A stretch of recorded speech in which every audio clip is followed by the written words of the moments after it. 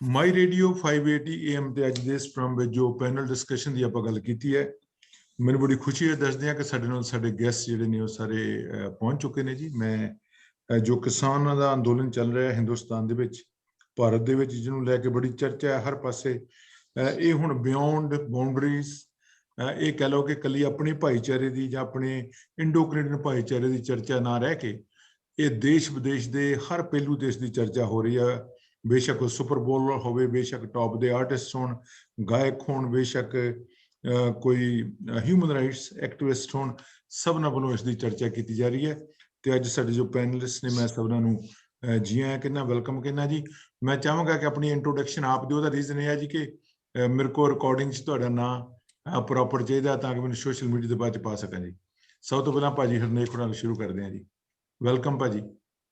Thank you ਬਾਈ ਜੀ, thank you ਸਾਰੇ ਭਰਾਵਾਂ ਦਾ, ਸਾਰਿਆਂ ਨੂੰ ਸਤਿ ਸ੍ਰੀ ਅਕਾਲ। ਤੇ ਮੇਰਾ ਨਾਮ ਹਰਨੇਕ ਸਿੰਘ ਮਠਾੜੂ ਹੈ ਜੀ। ਮੈਂ ਐਡਮਿੰਟਨ ਦੇ ਵਿੱਚ ਤਕਰੀਬਨ 45 ਸਾਲ ਤੋਂ ਰਹਿ ਰਿਹਾ ਤੇ ਗੌਰਮੈਂਟ ਦੇ ਅਦਾਰਿਆਂ ਵਿੱਚ ਵੀ ਕੰਮ ਕੀਤਾ, ਪ੍ਰਾਈਵੇਟ ਸੈਕਟਰ ਵਿੱਚ ਵੀ ਕੰਮ ਕੀਤਾ, ਆਪਣੀ ਕੰਪਨੀ ਵੀ ਚਲਾਉਂਦੇ, ਪੋਲੀਟਿਕਸ ਦੇ ਵਿੱਚ ਵੀ ਇੰਟਰਸਟ ਲਈਦਾ ਹੈਗਾ, ਮੀਡੀਆ ਦੇ ਨਾਲ ਵੀ ਜੁੜੇ ਹੋਏ ਹੈ। ਤਾਂ ਤਕਰੀਬਨ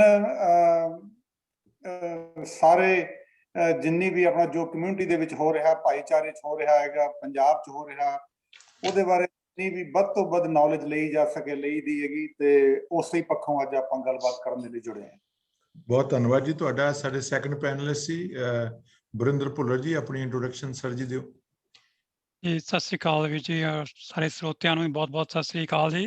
ਤੇ ਮੇਰਾ ਨਾਮ ਬਰਿੰਦਰ ਭੁੱਲਰ ਹੈ ਜੀ। ਮੈਂ ਵੀ ਐਡਮਿੰਟਨ ਦੇ ਵਿੱਚ ਤਕਰੀਬਨ 30 ਸਾਲ ਤੋਂ ਰਹਿ ਰਿਹਾ ਤੇ ਜਿੰਨਾ ਕੁ ਹੋ ਸਕੇ ਕਮਿਊਨਿਟੀ ਦੇ ਲਈ ਕੁਛ ਨਾ ਕੁਛ ਕਰਨ ਦੀ ਕੋਸ਼ਿਸ਼ ਕਰੀਦੀ ਹੈ, ਚਾਹੇ ਉਹ ਸਮਰ ਕੈਂਪ ਹੋਵੇ ਜਾਂ ਕੋਈ ਫ੍ਰੀ ਮੀਲ ਦਾ ਪ੍ਰੋਗਰਾਮ ਹੋਵੇ ਜਾਂ ਲੋੜਵੰਦਾਂ ਦੀ ਹੋਰ ਕੋਈ ਕਿਸੇ ਕਿਸਮ ਦੀ ਵੀ ਜਾਣਕਾਰੀ ਸਾਂਝੀ ਕਰਨ ਦੀ ਕੋਸ਼ਿਸ਼ ਕਰੀਦੀ ਹੈ, ਔਰ ਸੋਸ਼ਲ ਮੀਡੀਆ ਤੇ ਵੀ ਐਕਟਿਵ ਰਹਿਣ ਦੀ ਕੋਸ਼ਿਸ਼ ਕਰੀਦੀ ਹੈ, ਔਰ ਹੋ ਸਕੇ ਜਿੰਨੀ ਕੁ ਜਾਣਕਾਰੀ ਵੀ ਇਕੱਠੀ ਕਰੀਦੀ ਹੈ, ਔਰ ਉਹੀ ਅੱਜ ਤੁਹਾਡੇ ਨਾਲ ਸਾਰਿਆਂ ਦੇ ਨਾਲ ਰਲ ਮਿਲ ਕੇ ਸਾਂਝੀ ਕਰਨ ਦੀ ਕੋਸ਼ਿਸ਼ ਕਰਾਂਗੇ ਜੀ।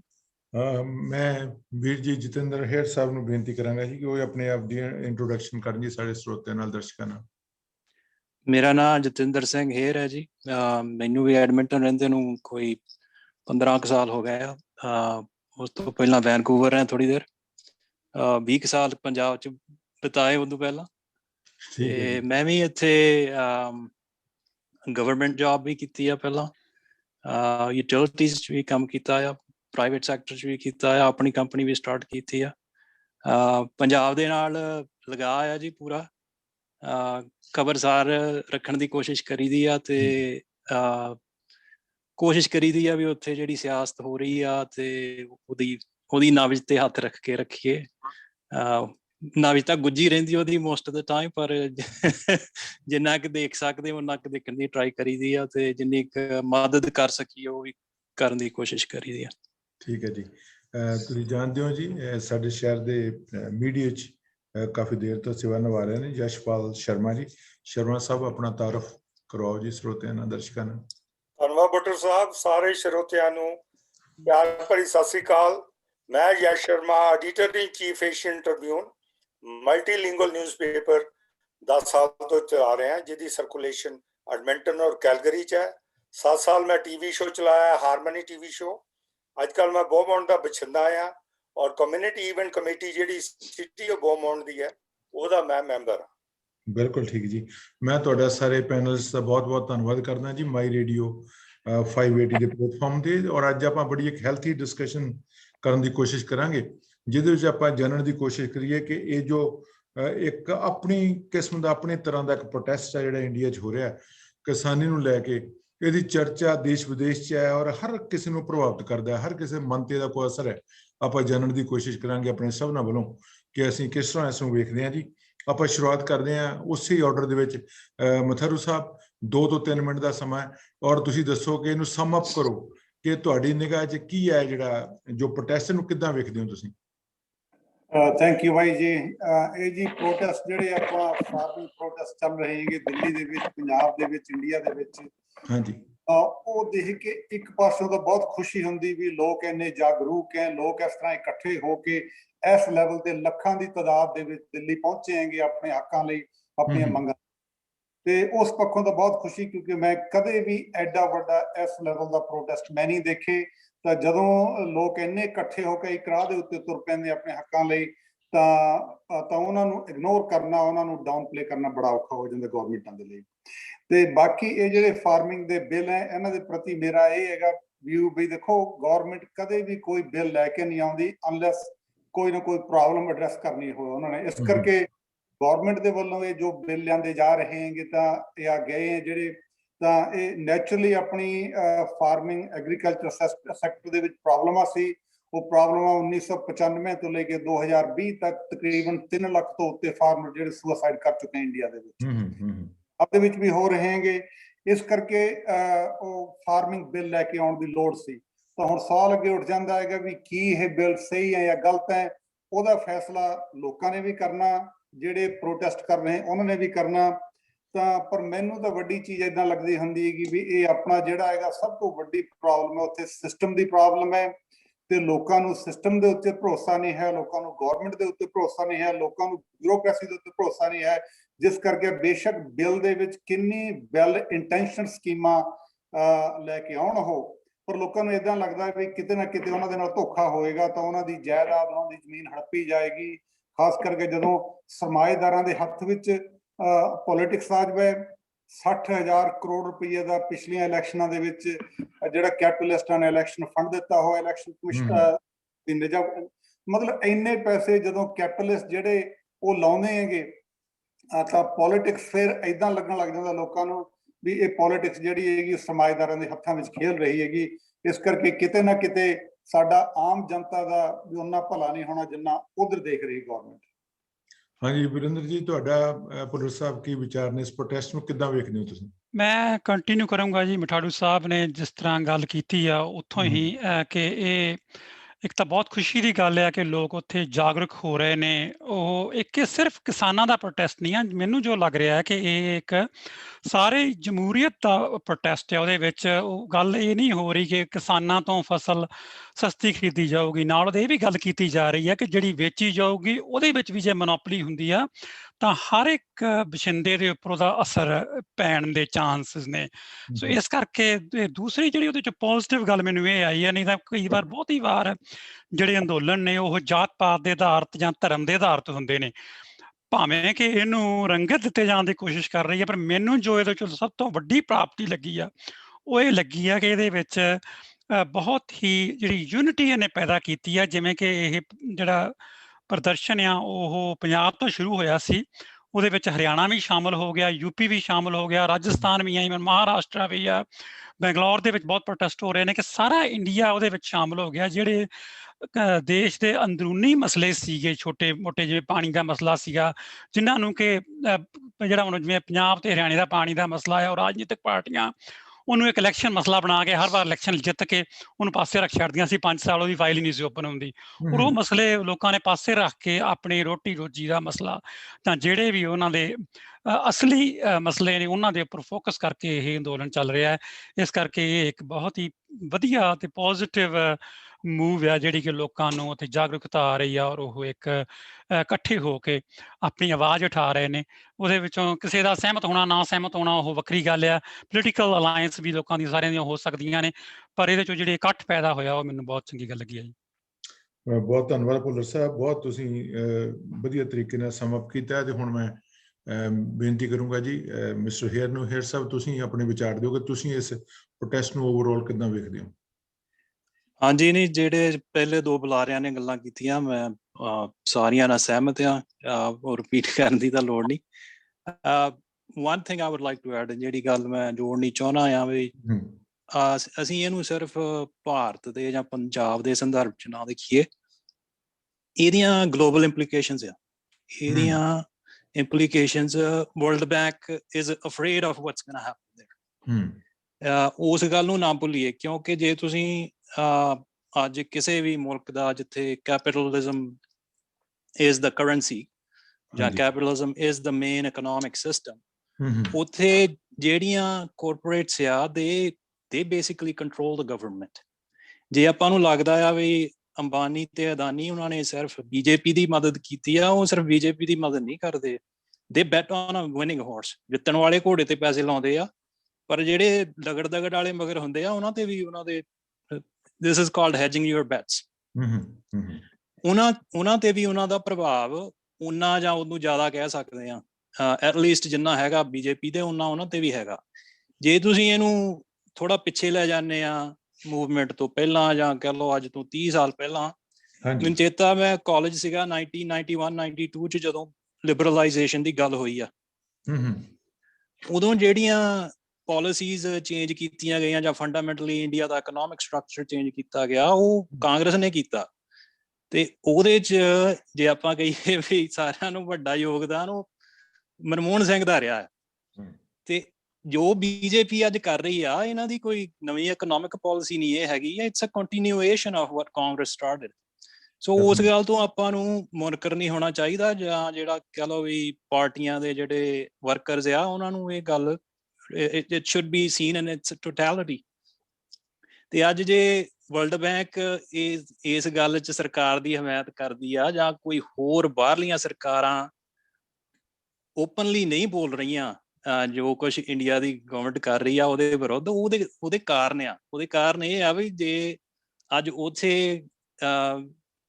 ਇਹ ਬਿੱਲ ਵਾਪਸ ਹੁੰਦੇ ਆ ਜਾਂ ਇਹ ਬਿੱਲਾਂ 'ਚ ਤਰਮੀਮਾਂ ਹੁੰਦੀਆਂ ਆ, ਤਾਂ ਉਹ ਕਹਿ ਲਓ ਵੀ ਇੱਕ ਪੁੱਠਾ ਗੇੜ ਦੇਣ ਦੀ ਗੱਲ ਹੋ ਜਾਂਦੀ ਆ ਸਾਰੇ ਕੈਪੀਟਲਿਸਟ ਸਿਸਟਮ ਨੂੰ।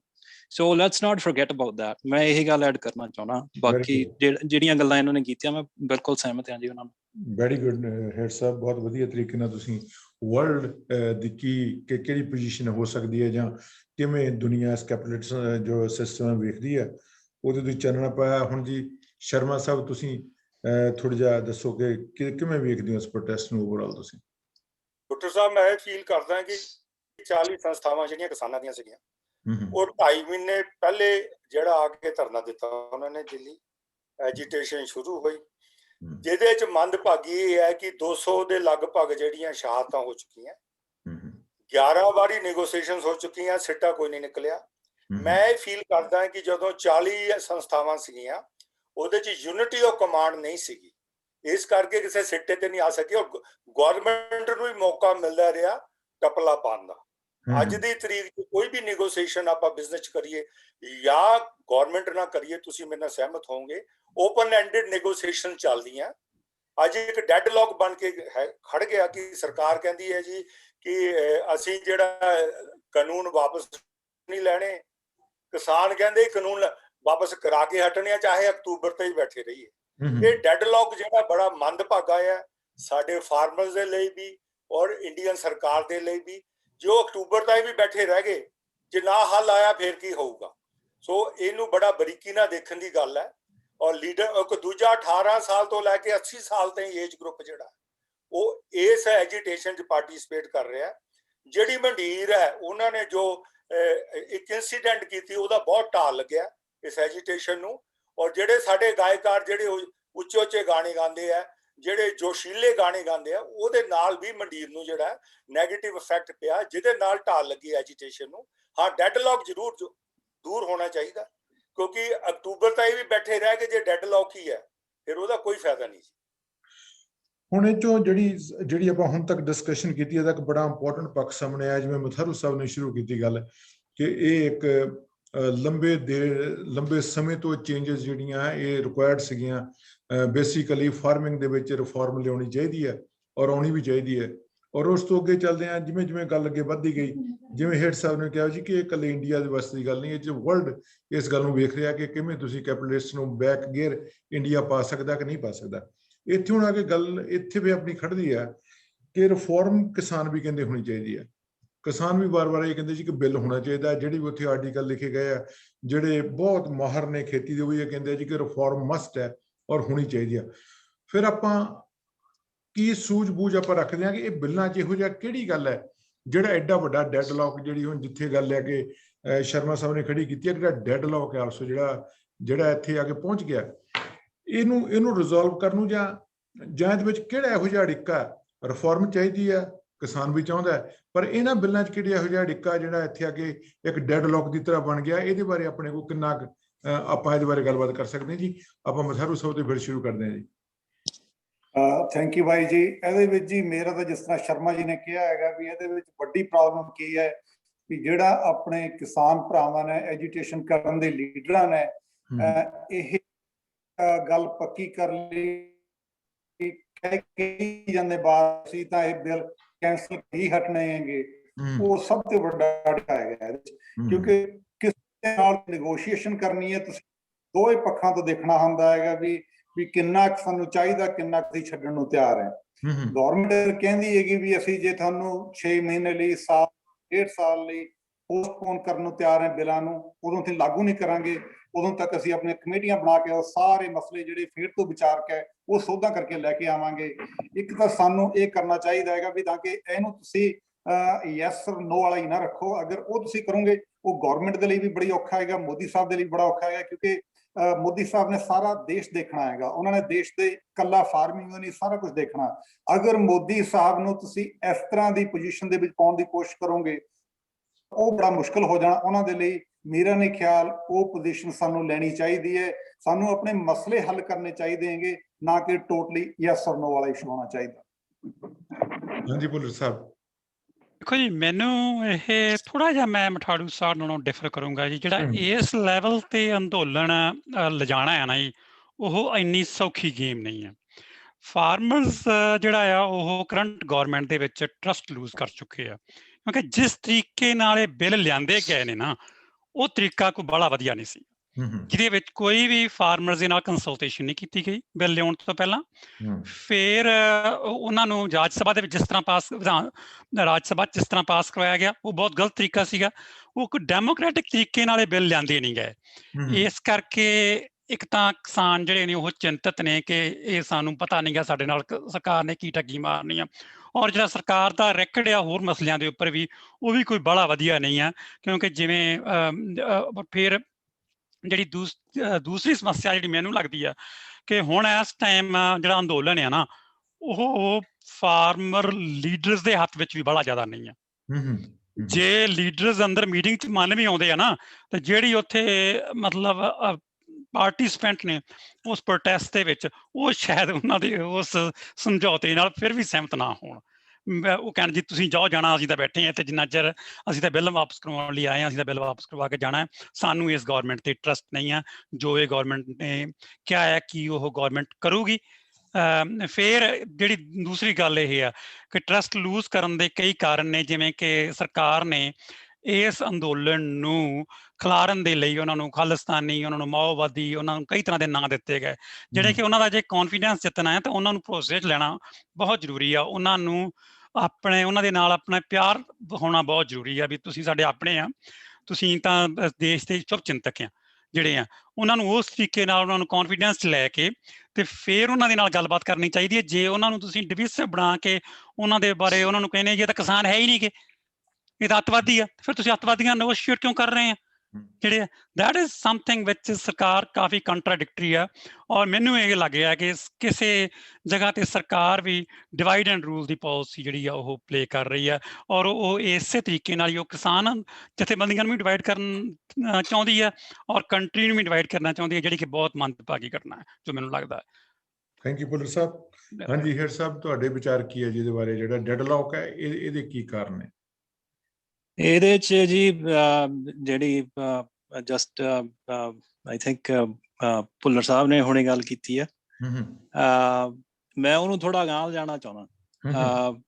ਜਿਹੜਾ ਟਰਸਟ ਡੈਫਿਸਿਟ ਆ, ਉਹ ਮੇਰੇ ਹਿਸਾਬ ਨਾਲ ਫਿਲ ਨਹੀਂ ਹੋ ਸਕਦਾ। ਜੇ ਤੁਸੀਂ ਇਹ ਸਰਕਾਰ ਦੀ ਕਾਰਗੁਜ਼ਾਰੀ ਇਹਦੀ ਪਿਛਲੀ ਟਰਮ 'ਚ ਦੇਖਦੇ ਆ, ਜਾਂ ਹੁਣ ਇਹਨਾਂ ਨੇ ਕੀ ਕੀਤਾ, ਪਹਿਲਾਂ ਉਹਨਾਂ ਨੂੰ ਖਾਲਿਸਤਾਨੀ ਕਿਹਾ, ਫਿਰ ਉਹਨਾਂ ਨੂੰ ਕੁਛ ਹੋਰ ਕਿਹਾ, ਨਕਸਲਾਈਟ ਕਿਹਾ, ਜਾਂ ਵਟਐਵਰ, ਉਹਦੇ ਨਾਲ ਤੁਸੀਂ ਟਰਸਟ ਨਹੀਂ ਬਿਲਡ ਕਰਦੇ। You break whatever trust you had left. ਉਹ ਗੈਪ ਮੇਰੇ ਹਿਸਾਬ ਨਾਲ ਤਾਂ ਨਹੀਂ ਫਿਲ ਹੋ ਸਕਦਾ। ਉਹਨਾਂ ਨਾਲ ਡੀਲ ਕਰਨ ਦਾ ਇੱਕੋ ਹੀ ਤਰੀਕਾ ਆ, ਜਦੋਂ ਰਸ਼ੀਆ ਤੇ US ਦੀ ਆਪੋ ਵਿੱਚ ਕੋਲਡ ਵਾਰ ਚੱਲਦੀ ਸੀ, ਤਾਂ ਇਹਨਾਂ ਨੇ ਫਰੇਜ਼ ਕੁਆਇਨ ਕੀਤੀ ਸੀ, ਟਰਸਟ ਬਟ ਵੈਰੀਫਾਈ। ਉਹ ਕੰਮ ਹੁਣ ਇਹਨਾਂ ਨੂੰ ਕਰਨਾ ਪੈਣਾ ਆ, ਵੀ ਜੋ ਕੁਛ ਵੀ ਕਰਨਾ it should be transparent, it should be out in the open. ਉਹਦੇ 'ਚ ਮੈਂ ਥੋੜਾ ਯੂਨੀਅਨਾਂ ਨੂੰ ਵੀ ਜ਼ਿੰਮੇਵਾਰ ਸਮਝਦਾ ਇਸ ਡੈਡਲੌਕ ਲਈ। ਇੱਕ ਸਪੀਕਰ ਆਪਣੇ ਨੇ ਗੱਲ ਕੀਤੀ ਸੀ ਵੀ ਸ਼ੁਰੂ ਤੋਂ ਹੀ ਉਹਨਾਂ ਨੇ ਕੋਈ ਜਿਹੜਾ ਕਾਮਨ ਪ੍ਰੋਗਰਾਮ ਆ, ਸੋਲਿਡ ਕਾਮਨ ਪ੍ਰੋਗਰਾਮ, ਉਹ ਤੇ ਅਗਰੀ ਕਰਨ ਦੀ ਪਤਾ ਨਹੀਂ ਕੋਸ਼ਿਸ਼ ਕੀਤੀ ਜਾਂ ਨਹੀਂ ਕੀਤੀ, ਪਰ ਜੋ ਕੁਝ ਗੱਲਾਂ ਨਵੰਬਰ 26 ਤੋਂ ਬਾਅਦ ਦੀਆਂ ਹੋਈਆਂ ਆ, ਉਹਨਾਂ ਤੋਂ ਲੱਗਦਾ ਵੀ ਉਹਨਾਂ ਦੀ ਆਪਸ ਵਿੱਚ ਕੋਈ ਕੋਹੈਸਿਵਨੈਸ, ਕੋਈ ਕਾਮਨ ਟਾਰਗੇਟ ਤੇ ਜ਼ਿਆਦਾ ਅਗਰੀਮੈਂਟ ਨਹੀਂ ਸੀਗਾ। ਇਹ ਵੀ ਲੱਗਦਾ ਆ ਵੀ ਕੋਈ ਲੀਡਰ ਜਿਹੜੇ ਹੈਗੇ ਆ ਉਹ ਆਪਣੇ ਆਪ ਨੂੰ ਪ੍ਰਮੋਟ ਵੀ ਕਰਨਾ ਚਾਹੁੰਦੇ ਆ, ਪੋਲੀਟੀਕਲ ਐਸਪੀਰੇਸ਼ਨਸ ਔਰ ਵਾਟਐਵਰ, ਉਹ ਗੱਲ ਵੀ ਹੈਗੀ ਆ ਵਿੱਚ। ਦੂਜੀ ਗੱਲ ਮੈਂ ਐਡ ਕਰਨੀ ਚਾਹੁੰਦਾ ਵੀ ਜੇ ਆਪਾਂ ਸੋਚੀਏ ਵੀ ਵਿਰੋਧੀ ਧਿਰਾਂ ਇਸ ਵੇਲੇ ਨੈਗੋਸ਼ੀਏਸ਼ਨ 'ਚ ਇੰਟਰਫੀਅਰੈਂਸ ਨਹੀਂ ਕਰ ਰਹੀਆਂ, ਤਾਂ ਇਹ ਵੀ ਆਪਣੀ ਭੁੱਲ ਹੋਊਗੀ। ਜੇ ਤੁਸੀਂ ਦੇਖੋ ਨਵੰਬਰ ਤੋਂ ਇਹ ਕੰਮ ਸਟਾਰਟ ਹੋਇਆ ਦਿੱਲੀ ਦੇ ਵਿੱਚ, ਤੇ ਪਹਿਲੇ ਇਹਨਾਂ ਦੀ ਯੂਨੀਅਨ ਜਿਹੜਾ 32 ਜਾਂ 40 ਯੂਨੀਅਨਾਂ ਦਾ ਜਿਹੜੀ ਸਟੇਜ ਸੀ, ਉੱਥੋਂ ਇਹ ਕਿਹਾ ਜਾਂਦਾ ਸੀ ਵੀ ਅਸੀਂ ਕਿਸੇ ਪੋਲੀਟੀਕਲ ਪਾਰਟੀ ਦੇ ਇੱਥੇ ਨੁਮਾਇੰਦੇ ਨਹੀਂ ਚਾਹੁੰਦੇ, ਕੁਛ ਨਹੀਂ ਚਾਹੁੰਦੇ। ਅੱਜ ਕੀ ਹੋ ਰਿਹਾ? ਅੱਜ ਹਰੇਕ ਕਿਸੇ ਵੀ ਪੋਲੀਟੀਕਲ ਪਾਰਟੀ ਦਾ ਕੋਈ ਨੇਤਾ ਆ, ਕੋਈ ਮੈਂਬਰ ਆ, ਉਹ ਹਰੇਕ ਤਾਂ ਗਾਜ਼ੀਪੁਰ ਜਾ ਕੇ ਸੁਖਬੀਰ ਬਾਦਲ ਗਿਆ ਆ, ਕੇਜਰੀਵਾਲ ਇੱਥੇ ਵੀ ਦਿੱਲੀ ਸ਼ੰਭੂ ਮੋਰਚੇ ਤੇ ਵੀ ਆਉਂਦਾ ਰਿਹਾ, ਗਾਜ਼ੀਪੁਰ ਵਾਲੇ ਤੇ ਵੀ ਜਾਂਦਾ ਰਿਹਾ ਆ। ਹੁਣ ਜੇ ਤੁਸੀਂ ਦੇਖੋ ਵੀ 32 ਤਾਂ ਤੁਹਾਡੇ ਯੂਨੀਅਨਸ ਆ, ਤੇ 32 union member are either tied with one political party or more than one political party. ਤੇ ਜਿਹੜੀ ਨੈਗੋਸ਼ੀਏਸ਼ਨ 'ਚ ਜੇ ਉਹਨਾਂ ਦੀ ਕੋਈ ਇੰਟਰਫੀਅਰੈਂਸ ਆਪਾਂ ਸੋਚਦੇ ਨਹੀਂ ਗੀ, ਉਹ ਮੇਰੇ ਹਿਸਾਬ ਨਾਲ ਬਹੁਤ ਨਿਆਣਿਆਂ ਵਾਲੀ ਗੱਲ ਸੋਚਣ ਵਾਲੀ ਹੋਊਗੀ, ਤੇ ਇਹ ਡੈਡਲੌਕ 'ਚ ਇਟਸ ਪਲੇਇੰਗ ਅ ਰੋਲ। ਬਾਕੀ ਜਿਹੜੀ ਸਰਕਾਰ ਦੀ ਮਨਸ਼ਾ ਆ, ਉਹ ਤਾਂ ਉਹਨਾਂ ਲਈ ਇਹ ਇੱਕ ਕਹਿ ਲਓ ਵੀ ਗਲੇ ਦੀ ਹੱਡੀ ਬਣ ਗਿਆ ਇਹ ਪ੍ਰੋਟੈਸਟ। ਜੇ ਉਹ ਮੰਨ ਵੀ ਲੈਂਦੇ ਆ ਬਿੱਲ ਵਾਪਸ ਲੈਣੇ, ਤਾਂ ਉਹਨਾਂ ਨੂੰ ਉਹਦਾ ਵੀ ਨੁਕਸਾਨ ਆ, ਜੇ ਨਹੀਂ ਮੰਨਦੇ ਉਹਦਾ ਵੀ ਨੁਕਸਾਨ ਆ। ਠੀਕ ਹੈ ਜੀ। ਸ਼ਰਮਾ ਸਾਹਿਬ, ਤੁਹਾਡੇ ਕੀ ਵਿਚਾਰ ਨੇ? ਭੁੱਟੋ ਸਾਹਿਬ, ਜਿਹੜੀ ਲਾਰਜੈਸਟ ਡੈਮੋਕ੍ਰੇਸੀ ਆ ਉਹ ਇੰਡੀਆ ਹੈਗਾ। 135 ਕਰੋੜ ਲੋਕ ਆ ਉੱਥੇ। ਪਰ ਜੋ ਮੇਰੀ ਵਿਚਾਰਧਾਰਾ ਜਾਂ ਹੋਰਾਂ ਦੀ ਵੀ ਹੋਊਗੀ ਕਿ ਉੱਥੇ ਡਿਕਟੇਟਰਸ਼ਿਪ ਥਰੂ ਡੈਮੋਕ੍ਰੇਸੀ ਹੈ ਜੀ, ਔਰ ਡੈਮੋਕ੍ਰੇਸੀ ਤਾਂ ਉੱਥੇ ਐਗਜ਼ਿਸਟ ਨਹੀਂ ਕਰਦੀ, ਕਿਉਂਕਿ ਓਪੋਜੀਸ਼ਨ ਉੱਥੇ ਆਫੀਸ਼ੀਅਲ ਓਪੋਜੀਸ਼ਨ ਹੈ ਹੀ ਨਹੀਂ। ਬੀਜੇਪੀ ਦੀ 10% ਜਿਹੜੀਆਂ ਸੀਟਾਂ ਆਫੀਸ਼ੀਅਲ ਓਪੋਜੀਸ਼ਨ ਕੋਲ ਹੋਣੀਆਂ ਚਾਹੀਦੀਆਂ, ਜਿਹੜੀਆਂ ਉਹਨਾਂ ਕੋਲ ਹੈ ਨਹੀਂ, ਤਾਂ ਓਪੋਜੀਸ਼ਨ ਦਾ ਚੈਲੰਜ ਹੀ ਨਹੀਂ ਕਰ ਸਕਦੀ ਉਹਨਾਂ ਨੂੰ। ਉਹ ਜੋ ਮਰਜ਼ੀ ਕਰ ਲੇ ਬੀਜੇਪੀ ਉੱਥੇ, ਜੋ ਮਰਜ਼ੀ ਕਰ ਲੇ ਮੋਦੀ ਉੱਥੇ, ਉਹਨਾਂ ਨੂੰ ਕੋਈ ਚੈਲੰਜ ਹੀ ਨਹੀਂ ਐਜ਼ ਔਨ ਟੁਡੇ। ਦੂਜਾ ਇਹ ਹੈ ਕਿ ਜੋ ਸਿਨੈਰੀਓ ਬਣਿਆ, ਉਹਨੂੰ ਸਿਨੈਰੀਓ ਨੂੰ ਇਨਕੈਸ਼ ਕਰਨ ਲਈ ਪੰਜਾਬ ਦੇ ਲੀਡਰਾਂ ਤੋਂ ਗੇਮ ਡਕੈਤ ਨੂੰ ਟਿਕਾ ਦਿੱਤੀ ਗਈ ਹੈ। ਡਕੈਤ ਅੱਜ ਕੋਈ ਗੱਲ ਕਰੂ, ਕੱਲ ਉਹੀ ਕਰੂ। ਉੱਥੇ ਤਾਂ ਲੀਡਰ ਵਿਕਦੇ ਆਏ, ਹੌਲੀ ਹੌਲੀ ਉਹ ਵੀ ਸਰਕੂਗਾ, ਉਹਨਾਂ ਦੇ ਕੋਲ ਉਹ ਵੀ ਝੋਲੀ ਪਊਗਾ, ਜਾਂ ਤਾਂ ਕਾਰਪੋਰੇਟ ਦੀ ਝੋਲੀ ਪਊਗਾ ਜਾਂ ਬੀਜੇਪੀ ਦੀ ਝੋਲੀ ਪਊਗਾ। ਸਾਡੀ ਜਿਹੜੀ ਰਿਪਰੈਜ਼ੈਂਟੇਸ਼ਨ ਹੈ ਪੰਜਾਬ ਜਾਂ ਹਰਿਆਣਾ ਦੀ, 13 ਸੀਟਾਂ ਪੰਜਾਬ ਦੀਆਂ ਜੀ, 10 ਹੈਗੀਆਂ ਹਰਿਆਣੇ ਦੀਆਂ, ਜਦ ਕਿ ਬਿਹਾਰ ਦੀਆਂ 40 ਹੈ, ਯੂਪੀ ਦੀ 80 ਹੈ। ਹਾਂਜੀ। ਤਾਂ ਜਿਵੇਂ ਇੱਥੇ ਪ੍ਰਾਈਮ ਮਿਨਿਸਟਰ ਜਿਹੜਾ ਹੈ ਉਹ ਈਸਟ ਬਣਾਉਂਦਾ ਹੈ, ਏਦਾਂ ਹੀ ਉੱਥੇ ਜਿਹੜਾ ਯੂਪੀ ਬਿਹਾਰ ਹੈ ਉਹ ਸਰਕਾਰ ਬਣਾਉਂਦੀ ਹੈ। ਸੋ ਵੋਟ ਬੈਂਕ ਔਰ ਨੋਟ ਬੈਂਕ ਦੀ ਪੋਲਿਟਿਕਸ ਪੂਰੀ ਉੱਥੇ ਚੱਲ ਰਹੀ ਹੈ, ਔਰ ਲੋਕਾਂ ਨੂੰ ਬੇਗੁਨਾਹ ਕੀਤਾ ਜਾ ਰਿਹਾ ਹੈ। ਤੁਸੀਂ ਦੇਖੋ ਕਿ ਜ਼ਮੀਨ ਕਿੱਦਾਂ ਜੱਟਾਂ ਦੀ ਖੋਲਣਗੇ ਜੀ? ਫਾਰਮਰ ਦੀ ਜ਼ਮੀਨ ਕੋਈ ਨਹੀਂ ਲੈ ਸਕਦਾ। ਫਾਰਮਰ ਤਾਂ ਵੱਟ ਨਹੀਂ ਵੱਢਣ ਦਿੰਦਾ। ਉਹ ਜਿਹੜਾ ਪ੍ਰੋਪੋਗੰਡਾ ਭੰਡੀ ਪ੍ਰਚਾਰ ਹੋਇਆ ਜੀ, ਜ਼ਮੀਨਾਂ ਚੱਲ ਜਾਣਗੀਆਂ, ਔਰ ਅਨਲਾਈਟਮੈਂਟ ਜਿਹੜੀ ਸਾਡਾ ਫਾਰਮਰ ਹੈ, 70% ਬੰਦੇ ਇੰਡੀਆ ਦੇ ਫਾਰਮਿੰਗ 'ਚ ਹੈ ਜਿਹੜੇ ਸਾਰੇ ਪੜ੍ਹੇ ਲਿਖੇ ਨਹੀਂ ਹੈ। ਜਦੋਂ ਵੀ ਅਸੀਂ ਨਾਅਰਾ ਮਾਰਾਂਗੇ ਜ਼ਮੀਨ ਚੱਲ ਜਾਊਗੀ, ਉਹ ਇਸ ਗੱਲ ਲਈ ਇਕੱਠੇ ਹੋ ਗਏ। ਇਹ ਸਾਰੇ ਨੂੰ ਸਿਨੈਰੀਓ ਦੇਖਦੇ ਹੋਏ ਟਾਈਮ ਚਾਹੀਦਾ ਹੈ ਕਿ ਫਾਰਮਰ ਵੀ ਸਮਝਣ, ਟਾਈਮ ਚਾਹੀਦਾ ਹੈ ਕਿ ਸਰਕਾਰ ਵੀ ਸਮਝੇ, ਤਾਂ ਹੀ ਨੇਤਰੇ ਹੋਣੇ ਆ ਜੀ ਇਹਦੇ। ਅਦਰਵਾਈਜ਼ ਬੜੀ ਡਿਫਿਕਲਟ ਹੈ।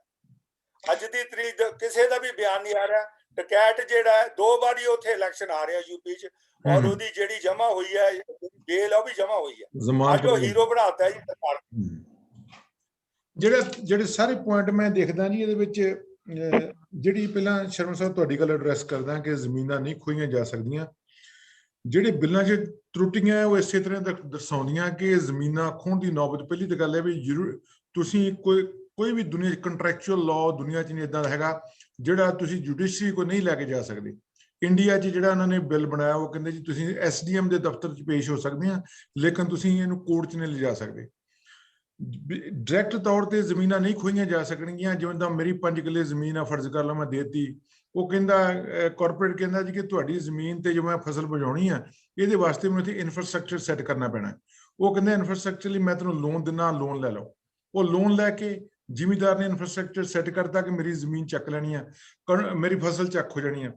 ਕੰਟਰੈਕਚੁਅਲ ਲਾਅ ਦੇ ਵਿੱਚ ਜ਼ਿਮੀਂਦਾਰ ਕੋਈ ਪ੍ਰੋਟੈਕਸ਼ਨ ਹੈ ਨਹੀਂ ਕਿ ਜਿਹੜੀ ਕਮਿਟਮੈਂਟ ਉਹਨੂੰ ਕਾਰਪੋਰੇਟ ਸੈਕਟਰ ਨੇ ਕੀਤੀ ਆ ਉਸ ਰੇਟ ਤੇ ਉਸ ਫਸਲ ਨੂੰ ਚੱਕੂਗਾ। ਜਿਵੇਂ ਵਿਦੇਸ਼ਾਂ 'ਚ ਵੀ ਹੋ ਰਿਹਾ, ਨਹੀਂ ਚੱਕ ਰਿਹਾ। ਜੋ ਨਹੀਂ ਚੱਕੇਗਾ ਤੇ ਜ਼ਿਮੀਂਦਾਰ ਕੋਲ ਇਹ ਇਸ ਬਿੱਲ ਦੇ ਮੁਤਾਬਕ ਉਹਦੇ ਕੋਲ ਆਪਸ਼ਨ ਹੈ ਨਹੀਂ ਕਿ ਉਹਨੂੰ ਕੋਰਟ 'ਚ ਲਿਜਾ ਸਕੇ। ਉਹ ਐਸਡੀਐਮ ਦੇ ਦਫ਼ਤਰ 'ਚ ਜਾ ਸਕਦਾ। ਐਸਡੀਐਮ ਦੇ ਦਫ਼ਤਰ 'ਚ ਇੱਕ ਐਮਐਲਏ ਦੀ ਵੀ ਚੱਲਦੀ ਹੈ, ਕਾਰਪੋਰੇਟ ਦੀ ਵੀ ਚੱਲਦੀ ਆ, ਇੱਕ ਪਿੰਡ ਦਾ ਆਮ ਜ਼ਿਮੀਂਦਾਰ ਉਹਨੂੰ ਕੋਈ ਨਹੀਂ ਪੁੱਛਦਾ। ਉਹ ਤੋਂ ਜਿਹੜੀ ਨੈਕਸਟ ਗੱਲ ਜਿਹੜੀ ਹੈ ਉਹ ਇਹ ਆ ਇਹਦੇ ਵਿੱਚ ਕਿ ਜਿਹੜਾ ਇਨਫਰਾਸਟ੍ਰਕਚਰ ਲਈ ਲੋਨ ਦਿੱਤਾ ਜਾਂ ਇਨਫਰਾਸਟ੍ਰਕਚਰ ਤੁਹਾਡੀ ਫਸਲ ਤੇ ਬਣਾਇਆ, ਕਾਰਪੋਰੇਟ ਕਹੇਗਾ ਤੇਰੀ ਫਸਲ ਤਾਂ ਚੁੱਕੀ ਨਹੀਂ, ਤੇਰੀ ਫਸਲ ਮੇਰੇ ਕੰਮ ਦੀ ਨਹੀਂ, ਇਹ 'ਚ ਸਲਾਬਾ ਜ਼ਿਆਦਾ ਹੈ, ਇਹਦੀ ਕੁਆਲਿਟੀ ਨਹੀਂ ਵਧੀਆ, ਤੇ ਹੁਣ ਜਿਹੜਾ ਤੇਰੇ ਇੱਥੇ ਇਨਫਰਾਸਟ੍ਰਕਚਰ ਬਣਾਇਆ ਉਹਦਾ ਤੂੰ ਮੈਨੂੰ $2 ਲੱਖ ਉਹ ਕਰਦਾ, 2 ਲੱਖ ਰੁਪਈਆ ਉਹ ਕਰਦਾ, ਉਹ ਪੇ ਕਰ ਮੈਨੂੰ ਵਾਪਸ। ਜ਼ਿਮੀਂਦਾਰ ਨਹੀਂ ਕਰ ਸਕੇਗਾ, ਉਹਦੇ ਕੋਲ ਇਹ ਵੀ ਰਾਈਟ ਹੈ ਨਹੀਂ ਕਿ ਉਹ ਕੋਰਟ 'ਚ ਲੈ ਕੇ ਜਾ ਸਕੇ। ਡਾਇਰੈਕਟ ਨਹੀਂ ਕੋਈ ਜ਼ਮੀਨ ਖੋ ਸਕਦਾ, ਪਰ ਇਸ ਤਰ੍ਹਾਂ ਦੇ ਬਹੁਤ ਸਾਰੇ ਲੂਪ ਹੋਲ ਰਹਿ ਗਏ ਇਹਦੇ ਵਿੱਚ ਜਿਹਨੂੰ ਗੌਰਮੈਂਟ ਐਡਰੈਸ ਵੀ ਕਰਨਾ ਚਾਹੁੰਦੀ ਹੈ। ਦੂਜੀ ਗੱਲ ਜਿਹੜੀ ਆ, ਮੈਂ ਤਾਂ ਥੋੜ੍ਹਾ ਗੱਲ ਕੀਤੀ, ਆਪਾਂ ਥੋੜ੍ਹੀ ਨੂੰ ਅੱਗੇ ਤੁਰਾਂਗੇ ਇਸ ਗੱਲ ਨੂੰ। ਸੈਕੰਡ ਗੱਲ ਇਹਦੇ ਵਿੱਚ ਇਹ ਹੈ ਜੀ ਕਿ ਡਿਸਕਸ਼ਨ ਦਾ ਕੋਈ ਮਤਲਬ ਹੀ ਨਹੀਂ ਹੈ ਇਹਦੇ ਵਿੱਚ। ਸਰਕਾਰ ਨੂੰ ਪਤਾ, ਉਹਨੇ ਆਇਡੈਂਟੀਫਾਈ ਕਰ ਲਿਆ ਕਿ ਅਸੀਂ ਵਿੱਚ ਆਹ ਤੇ ਆਹ ਚੇਂਜਸ ਕਰਨ ਦੀ ਸਾਨੂੰ ਜ਼ਰੂਰਤ ਹੈ। ਸਰਕਾਰ ਟਾਈਮ ਬਾਏ ਕਰ ਰਹੀ ਹੈ ਕਿ ਵੱਧ ਤੋਂ ਵੱਧ ਟਾਈਮ ਲੱਗ ਜਾਏ ਇਹਨਾਂ ਨਾਲ ਅਸੀਂ ਜੋ ਸ਼ਾਹੀਨ ਬਾਗ ਜਾਂ ਜਿਸ ਤਰ੍ਹਾਂ ਨਹਿਰੂ ਯੂਨੀਵਰਸਿਟੀ ਦੇ ਵਿੱਚ ਕੀਤਾ ਗਿਆ, ਜਾਂ ਜਿਹੜਾ ਇੱਥੇ ਹੁਣ ਫੁੱਟ ਨਜ਼ਰ ਆਉਂਦੀ ਹੈ ਕਰਕੇ ਇਹਨਾਂ ਡਿਵਾਈਡ ਕਰ ਦਈਏ। ਦੂਜੀ ਗੱਲ ਇਹ ਵੀ ਅੱਖ ਥੱਕ ਕੇ ਵਾਪਸ ਚਲ ਜਾਣ। ਨਹੀਂ ਤਾਂ ਜਿੰਨੀਆਂ ਐਜੀਟੇਸ਼ਨਾਂ ਦੁਨੀਆ 'ਚ ਹੁੰਦੀਆਂ ਨੇ, ਪ੍ਰਧਾਨ ਮੰਤਰੀ ਨੂੰ ਕਿਸੇ ਨੈਗੋਸ਼ੀਏਸ਼ਨ ਦੀ ਲੋੜ ਨਹੀਂ। ਪ੍ਰਧਾਨ ਮੰਤਰੀ ਸਾਹਿਬ ਮਨ ਕੀ ਬਾਤ ਕਰਦੇ ਆ, ਉਹ 'ਚ ਕਹਿਣ ਜੀ ਆਹ MSP ਅਸੀਂ ਮੰਨ ਲਈ, ਇਹਦਾ ਕਾਨੂੰਨ ਕੱਲ ਨੂੰ ਤੁਹਾਨੂੰ ਪਹੁੰਚ ਜਾਏਗੀ ਗੱਲ, ਆ ਤੁਹਾਡੀਆਂ ਆ ਮੰਗਾਂ ਨੇ ਕਿ ਜੁਡੀਸ਼ਰੀ ਕੋ ਜਾਣਾ ਚਾਹੀਦਾ, ਇਹ ਅਸੀਂ ਅਜੇ ਤਰਮੀਮ ਕਰਤੀ, ਤੁਹਾਨੂੰ ਇਹ ਚਾਹੀਦਾ ਹੈ ਕਿ ਇਹਦੇ ਵਿੱਚ ਤੁਹਾਡੇ ਜਿਹੜੇ ਹੋਰ ਮੁੱਦੇ ਨੇ ਅਸੀਂ ਉਹ ਮੰਨ ਕੇ ਅਸੀਂ ਜਿਹੜੀਆਂ ਤੁਹਾਡੀਆਂ ਇੰਨੀਆਂ ਚੋਂ ਇੰਨੀਆਂ ਮੰਗਾਂ ਮੰਨ ਲਈਆਂ। ਗੱਲਬਾਤ ਦਾ ਕੋਈ ਰੀਜ਼ਨ ਹੀ ਨਹੀਂ। ਨਾ ਉਹ ਗੱਲ ਰਵੇਗੀ ਕਿਸਾਨ ਦੇ ਸਿਰ ਤੇ, ਨਾ ਰਵੇਗੀ ਉਹ ਕਿਸਾਨ ਯੂਨੀਅਨ ਦੇ ਸਿਰ ਤੇ। ਜਦੋਂ ਤੁਹਾਡੀਆਂ 80% 70% ਮੰਗਾਂ ਮੰਨੀਆਂ ਜਾਣ, ਕੋਈ ਨਹੀਂ ਉੱਥੇ ਹੁੰਦਾ ਜਿਹੜਾ ਫਿਰ ਵੀ ਕਹੇ ਮੈਂ ਬਹਿਣਾ ਅਜੇ ਵੀ, ਮੈਂ ਦਿੱਲੀ ਦੇ ਬਾਰਡਰ ਤੇ ਬਹਿਣਾ। ਲੋਕੀ ਆਪ ਮਾਰੇ ਉੱਠ ਕੇ ਘਰਾਂ 'ਚ ਚਲ ਜਾਣਗੇ ਵੀ ਜੋ ਅਸੀਂ ਚਾਹੁੰਦੇ ਸਾਡਾ ਮੰਗਿਆ ਗਿਆ। ਉਹ ਜਿੱਦ ਖਤਮ ਹੋ ਜਾਏਗੀ।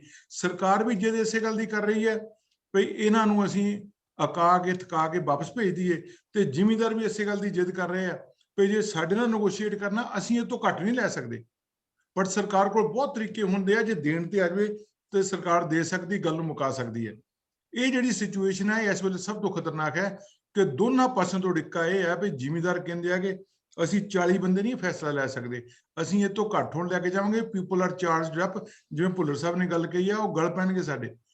ਪਰ ਜੇ ਸਰਕਾਰ ਕੁਝ ਦੇ ਦੇਵੇ ਉਹਨਾਂ ਨਾਲ ਗੱਲ ਕਰਨ ਤੋਂ ਬਗੈਰ, ਤੇ ਉਹਨੂੰ ਮਨਾ ਵੀ ਕੋਈ ਨਹੀਂ ਕਰੂਗਾ, ਸਾਰੇ ਲੈ ਲੈਣਗੇ, ਸਾਰੇ ਉਸ ਨੂੰ ਐਕਸੈਪਟ ਕਰ ਲੈਣਗੇ। ਸੋ ਇਸ ਕਰਕੇ ਸਰਕਾਰ ਦਾ ਮੈਨੂੰ ਲੱਗਦਾ ਹੈ ਫਰਜ਼ ਬਣਦਾ ਕਿ ਇਹਨੂੰ ਮੁਕਾਉਣ ਵਾਸਤੇ ਇਸ ਗੱਲ ਨੂੰ, ਉਹਨਾਂ ਨੂੰ ਕੁਝ ਨਾ ਕੁਝ ਜਿਹੜੀਆਂ ਮੰਗਾਂ ਮੰਨਣ ਦੀ ਗੱਲ ਕਰਦੇ ਆ, ਉਹਨਾਂ ਨੂੰ ਇੱਕ ਅਮਲੀ ਜਾਮਾ ਪਹਿਨਾ ਦੇਣਾ ਚਾਹੀਦਾ ਉਹਨਾਂ ਨੂੰ ਕਿ ਲਓ ਜੀ MSP ਵੀ ਮੰਨ ਲਈ, ਤੁਹਾਡੀਆਂ ਕੋਰਟ ਜਾਣ ਦੀ ਗੱਲ ਵੀ ਮੰਨ ਲਈ, ਜਿਹੜੀ ਕਿ ਸਰਕਾਰ ਕਹਿ ਚੁੱਕੀ ਹੈ ਕਿ ਅਸੀਂ ਮੰਨਣ ਨੂੰ ਤਿਆਰ ਹੈ। ਸਿਰਫ ਉਸ ਗੱਲ ਨੂੰ ਇੱਕ ਕਾਨੂੰਨੀ ਜਾਮਾ ਬਣਾਉਣ ਦੀ ਲੋੜ ਹੈ, ਜਿਹੜੀ ਕਿ ਸਰਕਾਰ ਅਜੇ ਤੱਕ ਨਹੀਂ ਕਰ ਰਹੀ। ਇਹਦੇ ਵਿੱਚ ਮੈਂ ਚਾਹਾਂਗਾ ਕਿ ਡਿਸਕਸ਼ਨ ਜਿਹੜਾ ਵੀ ਤੁਹਾਡੇ ਜੋ ਇਹ 'ਚ ਕੋਈ ਪੈਨਲਿਸਟ ਮੜ ਜਾ ਹੱਥ ਖੜਾ ਕਰੋ ਜੀ, ਤੁਹਾਨੂੰ ਮੈਂ ਲੈ ਕੇ ਆਵਾਂਗਾ। ਹਾਂਜੀ ਸਭ ਤੋਂ ਪਹਿਲਾਂ ਤੁਸੀਂ ਜੀ ਸ਼ਰਮਾ ਸਾਹਿਬ। ਬੁੱਟਰ ਸਾਹਿਬ ਆਏ ਹੈ ਕਿ ਦੇਖੋ ਜੇ ਕਿਸਾਨਾਂ ਨੇ ਵੀ ਰਿਪਰੈਜ਼ੈਂਟੇਸ਼ਨ ਕੀਤੀ ਸੀ, ਉਹਨਾਂ ਕੋਲੇ ਚਾਰਟਰ ਆਫ ਡਿਮਾਂਡ ਹੋਣਾ ਚਾਹੀਦਾ ਸੀ ਕਿ ਕੀ ਇਹਦੇ 'ਚ ਆਪਾਂ ਬਦਲ ਕਰਨੀ ਹੈ ਕਾਨੂੰਨਾਂ 'ਚ। ਜੇ ਇੱਕ ਪੁਆਇੰਟ ਹੀ ਲੈ ਕੇ ਜਾਣਗੇ ਜੀ ਕਾਨੂੰਨ ਭੰਗ ਹੋਣ, ਉਹ ਤਾਂ ਹੋਣੇ ਨਹੀਂ, ਉਹ ਸਾਨੂੰ ਸਾਰਿਆਂ ਨੂੰ ਪਤਾ ਹੈ। ਉਹ ਇਸੇ ਕਰਕੇ ਉਹ ਡਿਲੇ ਕਰ ਰਹੇ। ਹਾਂ, ਉਹਨਾਂ ਕੋਲੇ ਜਿਹੜੇ ਸੂਝਵਾਨ ਹੈ, ਉਹਨਾਂ ਦੀ ਜਿਹੜੀ ਲੀਗਲ ਆਰਮ ਹੈ, ਉਹ ਇੱਕ ਚਾਰਟਰ ਆਫ ਡਿਮਾਂਡ ਬਣਾਏ, ਉਹ ਸਰਕਾਰ ਨੂੰ ਦੇ, ਉਹਦੇ ਤੋਂ ਯੈਸ ਨੋ ਹੋ ਸਕਦਾ। ਜੇ ਕੱਲਾ ਜੀ ਅਸੀਂ ਕਾਨੂੰਨ ਹੀ ਚਕਾਨੇ ਆ, ਉਹ ਮੈਨੂੰ ਲੱਗਦਾ ਉਹ ਡੈਡਲੌਕ ਟੁੱਟਣਾ ਹੀ ਨਹੀਂ। ਦੇਖੋ ਜੀ ਇਹਦੇ ਵਿੱਚ, ਹਾਂਜੀ ਭੁੱਲਰ ਸਾਹਿਬ ਤੁਸੀਂ। ਇਹਦੇ ਵਿੱਚ ਇੱਕ ਤਾਂ ਤੁਸੀਂ ਗੱਲ ਕੀਤੀ ਸੀਗੀ MSP ਦੀ, ਉਹ ਇੱਕ ਤਾਂ ਹੈਗੀ ਵੀ MSP ਰਹਿਣੀ, ਇੱਕ ਉਹਦੀ ਗਰੰਟੀ ਹੋਣੀ ਜਿਹੜੀ ਹੈ। ਦੋ ਵੱਖਰੇ ਉਹਦੇ 'ਚ ਐਲੀਮੈਂਟ ਨੇ। ਕਿਸਾਨ ਜਿਹੜੇ ਨੇ ਉਹ MSP ਦੀ ਗਰੰਟੀ ਮੰਗ ਰਹੇ ਆ, ਮੋਦੀ ਜੀ ਕਹਿ ਰਹੇ MSP ਰਹੇਗੀ। ਹੁਣ ਉਸ ਚੀਜ਼ ਦਾ ਵੀ ਇੱਕ ਡੈਡਲੌਕ ਆ। ਉਹ ਕਹਿੰਦੇ ਆ ਕਿ ਜਿੰਨੀ ਕਾਸਟ ਆਉਂਦੀ ਆ ਫਸਲ ਦੇ ਉੱਪਰ, ਉਹਦੀ 1.5 ਗੁਣਾ ਜਿਹੜੀ MSP ਆ ਉਹਦੀ ਗਰੰਟੀ ਹੋਣੀ ਚਾਹੀਦੀ ਆ। ਹੁਣ ਜਿਹੜੀ MSP ਹੈਗੀ ਹੈ ਕੁਝ ਸੂਬਿਆਂ ਦੇ ਵਿੱਚ ਉਹ ਉਸ ਪ੍ਰਾਈਸ ਤੇ ਫਸਲ ਪਿਕ ਹੀ ਨਹੀਂ ਕੀਤੀ ਜਾਂਦੀ, ਔਰ ਉਸ ਚੀਜ਼ ਨੂੰ ਜਿਹੜੀ ਆ ਉਹ ਬਹੁਤ ਮੈਟਰ ਕਰਦੀ ਆ। ਜੇ MSP ਦੀ ਗਰੰਟੀ ਆਉਂਦੀ ਆ ਵਰਸਸ MSP ਰਹਿਣ ਦੀ ਗੱਲ ਹੁੰਦੀ ਹੈ ਤਾਂ ਉਹ ਇਸ ਚੀਜ਼ ਨੂੰ ਬਹੁਤ ਚੇਂਜ ਕਰ ਸਕਦੀ ਹੈ। ਦੂਸਰੀ ਗੱਲ ਜਿਹੜੀ ਹੈ, ਜਿਵੇਂ ਤੁਸੀਂ ਪਹਿਲਾਂ ਕਿਹਾ ਕਿ ਪੰਜਾਬ ਤੇ ਸ਼ਰਮਾ ਸਾਹਿਬ ਨੇ ਕਿਹਾ ਸੀ ਪੰਜਾਬ ਤੇ ਹਰਿਆਣੇ ਦੀਆਂ ਸੀਟਾਂ ਤੇ, ਹੁਣ ਜਿਹੜੀ ਮੂਵਮੈਂਟ ਦੇ ਵਿੱਚ UP ਤੇ ਰਾਜਸਥਾਨ ਇਨਵੋਲਵ ਹੋਇਆ ਹੈ ਡਕੈਤ ਸਾਹਿਬ ਦੇ ਆਉਣ ਨਾਲ, ਉਹਨੇ ਇਸ ਮੂਵਮੈਂਟ ਨੂੰ ਸਟਰੋਂਗ ਕੀਤਾ ਔਰ ਉਹਨੇ ਹੀ ਜਿਹੜੀ ਗੌਰਮੈਂਟ ਆ ਉਹਨੂੰ ਵੀ ਜਿਵੇਂ ਹਲੂਣਾ ਦਿੱਤਾ। ਜਿੰਨੀ ਮੂਵਮੈਂਟ ਜਿਹੜੀ ਕੰਟਰੀ 'ਚ ਸਪਰੈਡ ਹੋਊਗੀ ਇਹਨਾਂ ਦੋ ਸੂਬਿਆਂ ਤੋਂ ਉੱਠ ਕੇ, ਓਨਾ ਹੀ ਸਰਕਾਰ ਨੂੰ ਵੀ ਇਹਦੇ ਨਾਲ ਆਉਣਾ ਜਿਹੜਾ ਆ ਉਹ ਮਤਲਬ ਜੁੜਨਾ ਪਵੇਗਾ। ਤੇ ਤੀਸਰੀ ਗੱਲ ਇਹਦੇ ਵਿੱਚ ਮੈਂ ਇੱਕ ਇਹ ਕਰਨਾ ਚਾਹੁੰਦਾ ਕਿ ਹੁਣ ਕਿਸਾਨ ਕਹਿੰਦੇ ਆ ਕਿ ਬਿੱਲ ਕੈਂਸਲ ਹੋਣਾ ਚਾਹੀਦਾ ਹੈ, ਸਰਕਾਰ ਕਹਿੰਦੀ ਮੋਡੀਫਾਈ ਕਰ ਲਓ। ਸਰਕਾਰ ਜਿਹੜਾ ਮੋਡੀਫਾਈ ਕਰਕੇ ਬਿੱਲ ਸਰਕਾਰ ਜਿਹਦੇ ਨਾਲ ਕਿਸਾਨ ਸਹਿਮਤ ਨੇ ਉਹ ਇੱਕ ਨਵਾਂ ਬਿੱਲ ਸਾਈਮਲਟੇਨੀਅਸਲੀ ਲੈ ਆਉਣ ਤੇ ਇਹਨਾਂ ਨੂੰ ਕੈਂਸਲ ਕਰ ਦੇਣ ਤੇ ਉਹਦੇ ਵਿੱਚ ਅਮੈਂਡਮੈਂਟ ਵਾਲੀ ਗੱਲ ਹੀ ਹੋ ਜਾਂਦੀ। ਦੋਨੋਂ ਬਿੱਲ ਸਾਈਮਲਟੇਨੀਅਸਲੀ ਵੀ ਤਾਂ ਲੋਕ ਸਭਾ 'ਚ ਪੇਸ਼ ਕੀਤੇ ਜਾ ਰਹੇ ਆ, ਜਿਹੜਾ ਕਿ ਇੱਕ ਹੈਪੀ ਮੀਡੀਅਮ ਹੈ ਦੋਨਾਂ ਵਾਸਤੇ। ਜਿਹੜੀਆਂ ਮੰਗਾਂ ਦੇ ਨਾਲ ਕਿਸਾਨ ਸਹਿਮਤ ਨੇ ਉਹ ਬਿੱਲ ਦੇ ਵਿੱਚ ਰੱਖ ਕੇ ਤੇ ਉਹ ਬਿੱਲ ਨਵਾਂ ਇੱਕ ਅਮੈਂਡਮੈਂਟ ਦੇ ਤੌਰ ਤੇ ਲਿਆਂਦਾ ਜਾਵੇ ਔਰ ਦੋਨੋਂ ਬਿੱਲ ਸਾਈਮਲਟੇਨੀਅਸਲੀ ਜਿਹੜੇ ਲੋਕ ਸਭਾ ਦੇ ਵਿੱਚ ਪੇਸ਼ ਕਰ ਦਿੱਤੇ ਜਾਣ, ਜੇਕਰ ਇਹਨਾਂ ਨੂੰ ਜਿਹੜੀ ਸਰਕਾਰ ਹੈ ਉਹ ਇਸ ਮਸਲੇ ਨੂੰ ਸੁਲਝਾਉਣਾ ਚਾਹੁੰਦੀ ਹੈ ਤਾਂ। ਹਾਂਜੀ, ਹੇਡ ਸਾਹਿਬ ਤੁਸੀਂ ਹੈਂਡ ਰੇਜ਼ ਕੀਤਾ ਸੀ ਜੀ।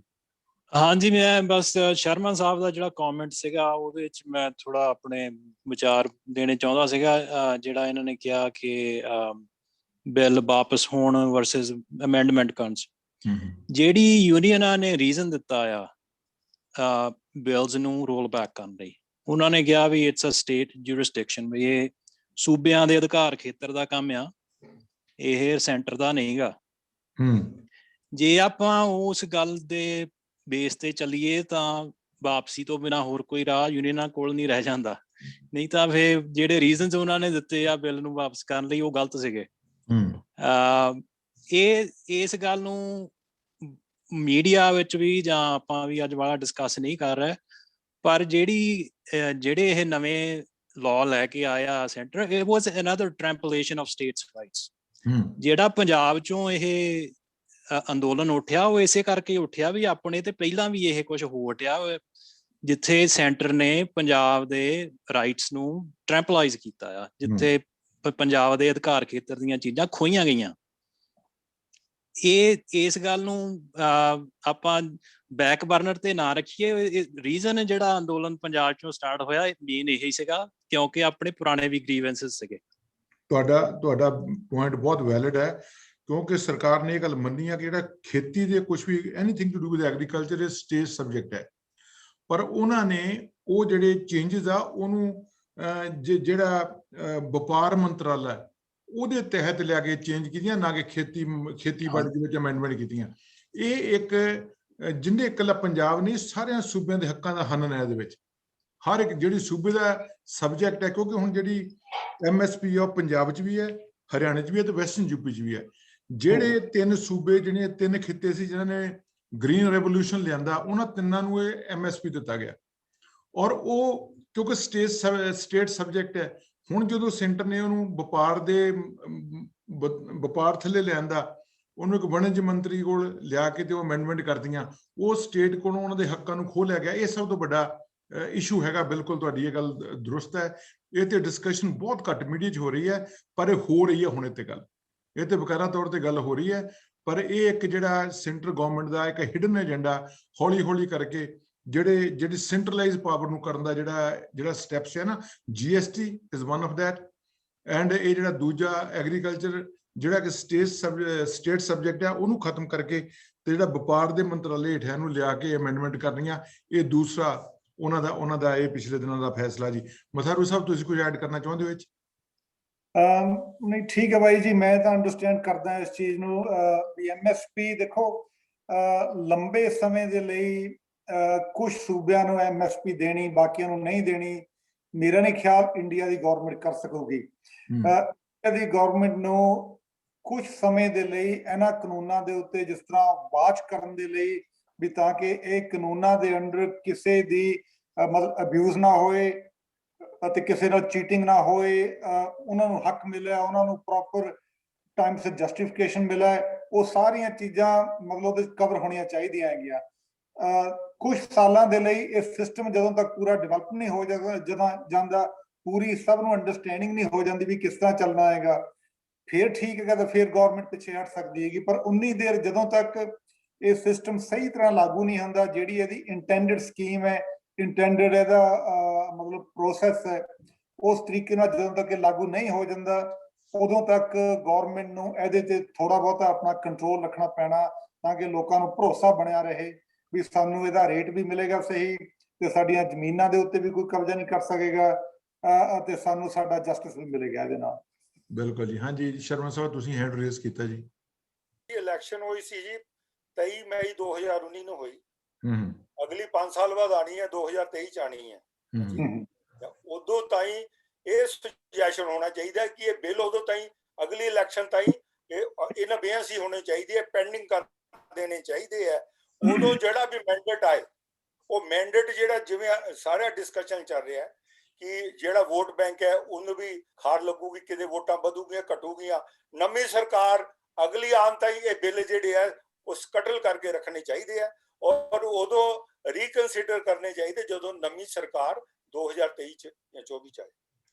ਜਿਹੜੀ ਇਹਨਾਂ ਨੂੰ ਪੋਸਟਪੋਨ ਕਰਨ ਵਾਲੀ ਗੱਲ ਹੈ, ਮੈਂ ਕੋਈ ਰੇਡੀਓ ਤੋਂ ਪਹਿਲਾਂ ਵੀ ਕਰ ਚੁੱਕਾ ਹਾਂ, ਉਹ ਕਿਸਾਨ ਦੇ ਹੱਕ 'ਚ ਬਹੁਤ ਹੀ ਹੈ। ਉਹਦਾ ਰੀਜ਼ਨ ਇਹ ਹੈ ਕਿ ਮੈਜੋਰਟੀ ਸਰਕਾਰ ਹੈ ਇਹਨਾਂ ਦੀ। ਜੇ ਅੱਜ ਬਿੱਲ ਕੈਂਸਲ ਵੀ ਕਰ ਦੇਣ, ਅਗਲੇ ਸੈਸ਼ਨ 'ਚ ਫੇਰ ਪੇਸ਼ ਕਰ ਸਕਦੇ ਨੇ, ਥੋੜੀ ਬਹੁਤੀਆਂ ਅਮੈਂਡਮੈਂਟ ਕਰਕੇ ਫੇਰ ਪਾਸ ਹੋ ਜਾਏਗਾ।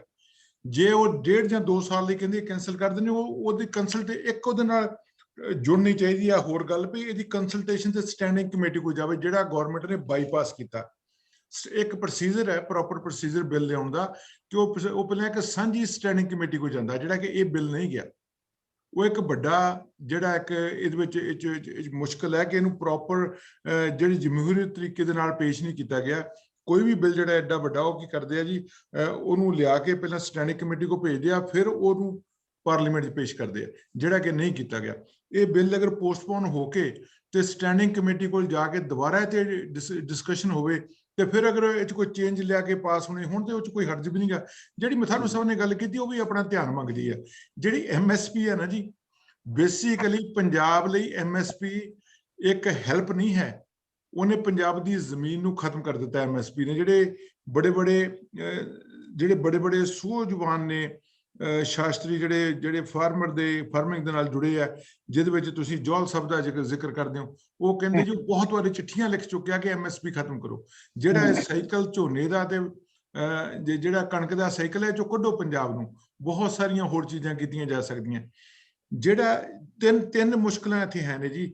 ਸਭ ਤੋਂ ਵੱਡੀ ਇਹ ਹੈ ਕਿ SDM ਦੇ ਕੋਲ ਸਿਰ ਕੇਸ ਜਾ ਸਕਦਾ। ਕਿਸਾਨ ਕਹਿੰਦੇ ਆ ਜੀ ਕਿ ਇੱਕ ਰੈਗੂਲੇਟਰੀ ਬੋਡੀ ਵੀ ਬਣਾਓ। ਸਾਡੇ ਕੋਲ ਵਕੀਲ ਕਰਨ ਦਾ ਹੈ ਨਹੀਂ, ਜਿਹੜਾ ਇੱਕ ਇੰਡਸਟਰੀਅਲਿਸਟ ਲਿਖ ਕੇ ਲਿਆਵੇਗਾ ਕੰਟਰੈਕਟ, ਉਹ ਆਪਣੇ ਵਕੀਲਾਂ ਨੂੰ ਤਿਆਰ ਕਰਾਵੇਗਾ। ਇੱਕ ਜ਼ਿਮੀਂਦਾਰ 2 ਕਿੱਲੇ ਵਾਲਾ ਇੱਕ ਵਕੀਲ ਨਹੀਂ ਹਾਇਰ ਕਰ ਸਕਦਾ। ਉਹ ਕਹਿੰਦੇ ਇੱਕ ਰੈਗੂਲੇਟਰੀ ਬੋਡੀ ਬਣਾਓ ਡਿਸਟ੍ਰਿਕਟ ਲੈਵਲ ਤੇ, ਜਿਹੜੀ ਉਹ ਕੰਟਰੈਕਟ ਨੂੰ ਇਹ ਤੈਅ ਕਰੇ ਸਾਈਨ ਕਰਨ ਤੋਂ ਪਹਿਲਾਂ ਕਿ ਅਕੋਰਡਿੰਗ ਟੂ ਲਾਅ ਹੈ। ਅਗਰ ਇਹਨੂੰ ਕੱਲ ਨੂੰ ਤੁਸੀਂ ਜੁਡੀਸ਼ਰੀ ਕੋਲ ਲੈ ਕੇ ਜਾਓਗੇ ਤੇ ਸਟੈਂਡ ਕਰੇਗਾ। ਇਹਨੂੰ ਜਾਇਜ਼ ਮੰਗ ਨਹੀਂ, ਉਹ ਨਜਾਇਜ਼ ਮੰਗ ਨਹੀਂ, ਉਹ ਜਾਇਜ਼ ਮੰਗ ਹੈ। ਇਹੋ ਜਿਹੀਆਂ ਕੁਝ ਮੰਗਾਂ ਹੈ ਨੇ ਜਿਹ ਤੇ ਦੁਬਾਰਾ ਡਿਸਕਸ਼ਨ ਜਿਹੜੀ ਹੋ ਸਕਦੀ ਹੈ। ਹੁਣ ਆਪਾਂ ਗੱਲ ਕਰਦੇ ਹਾਂ ਜੀ NRIs। ਬਹੁਤ ਵੱਡਾ ਰੋਲ ਪਲੇ ਕਰ ਰਹੇ ਆ NRIs। ਬਹੁਤ ਜ਼ਿਆਦਾ ਸੋਸ਼ਲ ਮੀਡੀਆ ਤੇ ਐਕਟਿਵ ਨੇ, ਬਹੁਤ ਜ਼ਿਆਦਾ ਇੰਡੀਆ ਫੋਨ ਕਰਕੇ ਪਿੰਡਾਂ ਦੇ ਵਿੱਚ ਮਦਦ, ਉਹਨਾਂ ਤੋਂ ਬਗੈਰ ਮੈਨੂੰ ਲੱਗਦਾ ਪ੍ਰੋਟੈਸਟ ਦਾ ਲੰਬਾ ਜਾ ਹੀ ਨਹੀਂ ਸਕਦਾ ਸੀ। ਅਗਰ 9600 ਕਰੋੜ ਦਾ ਤੇਲ ਫੂਕਿਆ ਦਿੱਲੀ ਨੂੰ ਜਾਣ ਨੂੰ, ਜਿਹੜਾ ਇੱਕ ਐਸਟੀਮੇਟ ਹੈ ਟਰੈਕਟਰ ਟਰਾਲੀਆਂ ਨੇ, ਤੇ ਉਹ ਮੈਨੂੰ ਲੱਗਦਾ ਬਹੁਤ ਚੋਂ ਜਿਹੜਾ NRIs ਨੇ ਪਵਾ ਕੇ ਦਿੱਤਾ ਕਿ ਜਾਓ ਟਰਾਲੀ ਲੈ ਕੇ ਜਾਓ ਤੇ ਤੇਲ ਅਸੀਂ ਪਵਾ ਦਿੰਦੇ ਹਾਂ। ਇਹ ਔਰ ਖਾਣ ਪੀਣ ਦੀਆਂ ਵਸਤਾਂ ਵੀ ਜਿਹੜਾ ਰੋਲ ਹੈ, ਇਹਦੇ ਨਾਲ ਕਿਤੇ ਨਾ ਕਿਤੇ ਜਦੋਂ ਇੰਡੀਆ ਤੋਂ ਗੱਲ ਹੁੰਦੀ, ਉਹ ਕਹਿੰਦੇ ਆ ਜੀ ਕਿ ਆਪਣੀਆਂ ਪੋਸਟਾਂ ਕੰਟਰੋਲ 'ਚ ਕਰੋ, ਤੁਸੀਂ ਸਾਡਾ ਡੈਮੇਜ ਕਰ ਰਹੇ ਹੋ ਬਹੁਤ ਹੈ। ਇਹਨੂੰ ਹਲਾਰਾ ਦੇਣ ਦੀ ਬਜਾਏ ਜਿਹੜਾ ਰੋਲ, ਜਦੋਂ ਵੀ NRI ਪੰਜਾਬ ਦੇ ਭਲੇ ਲਈ ਕੁਝ ਕਰਨਾ ਚਾਹੁੰਦੇ ਆ ਜਾਂ ਰੋਲ ਅਦਾ ਕਰਦੇ ਆ, ਉਹਦੇ ਨਾਲ ਕਿਤੇ ਨਾ ਕਿਤੇ ਨੈਗੇਟਿਵਿਟੀ ਜੁੜ ਜਾਂਦੀ ਹੈ। ਕਹਿੰਦੇ ਜੀ ਕਿ ਸਾਡੀ ਇੱਕ ਲਾਈਨ ਹੈ ਚੱਲਣ ਦੀ, ਪਰ ਤੁਸੀਂ ਉਸ ਲਾਈਨ ਤੋਂ ਹਟ ਕੇ ਸਾਨੂੰ ਗੱਲ ਕਰਦੇ ਹੋ। ਇਹਦੇ ਬਾਰੇ ਤੁਸੀਂ ਕੀ ਕਹਿਣਾ ਹੈ? ਕਿ ਉਲਟ ਵੇ ਚੱਲਦੇ ਆ ਜੀ। ਸ਼ਰਮਾ ਸਾਹਿਬ, ਤੁਹਾਡੇ ਤੋਂ ਸ਼ੁਰੂ ਕਰਦੇ ਹਾਂ। ਕੀ ਗੱਲ ਹੈ ਜੀ ਕਿ NRI ਆਪਾਂ ਜੱਟ ਨੂੰ ਪਿੰਡ ਚੋਂ ਤਾਂ ਕੱਢ ਸਕਦੇ ਆ ਜੀ, ਪਿੰਡ ਜਿਹੜਾ ਜੱਟ ਤੋਂ ਨਹੀਂ ਕੱਢ ਸਕਦੇ।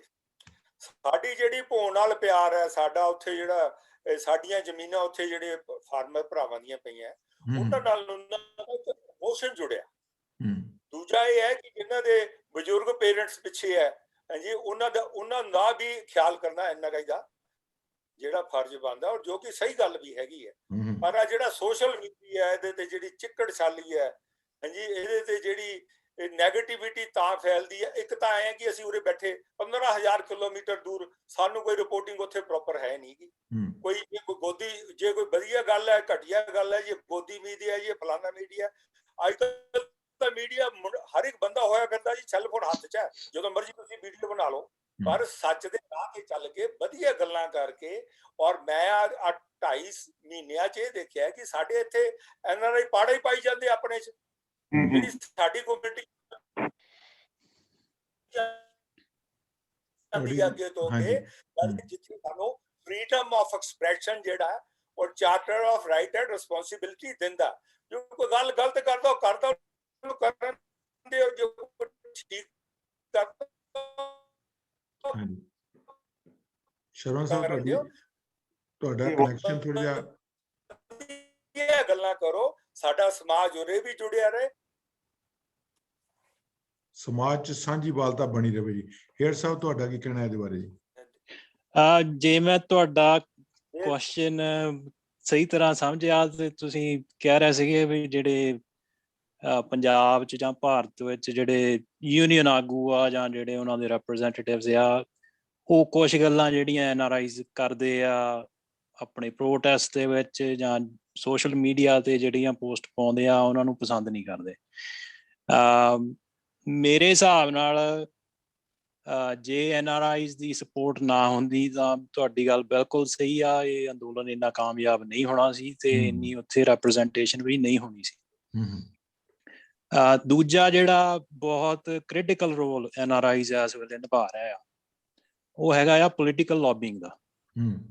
ਜਿਹੜੀ ਅੰਤਰਰਾਸ਼ਟਰੀ ਪੱਧਰ ਤੇ ਕੋਈ ਦਬਾਅ ਪਾਉਣਾ ਸਿਆਸਤਦਾਨਾਂ ਬਾਹਰਲਿਆਂ ਤੇ, ਉਹ ਉੱਥੇ ਬੈਠੇ ਯੂਨੀਅਨ ਲੀਡਰ ਨਹੀਂ ਪਾ ਸਕਦੇ। ਉਹ ਸਾਰਾ ਕੁਛ ਜਿਹੜੇ ਇੱਥੇ ਬੈਠੇ ਬੰਦੇ ਆ ਉਹਨਾਂ ਦਾ ਕਰਕੇ ਹੀ ਹੋਣ ਡਿਆ ਆ। ਜੇ ਅੱਜ ਇੱਥੇ ਸੈਲੇਬ੍ਰਿਟੀਜ਼ ਕੋਈ ਪੋਸਟ ਪਾ ਰਹੇ ਆ ਤਾਂ ਉਹ ਇਸੇ ਕਰਕੇ ਪਾ ਰਹੇ ਆ।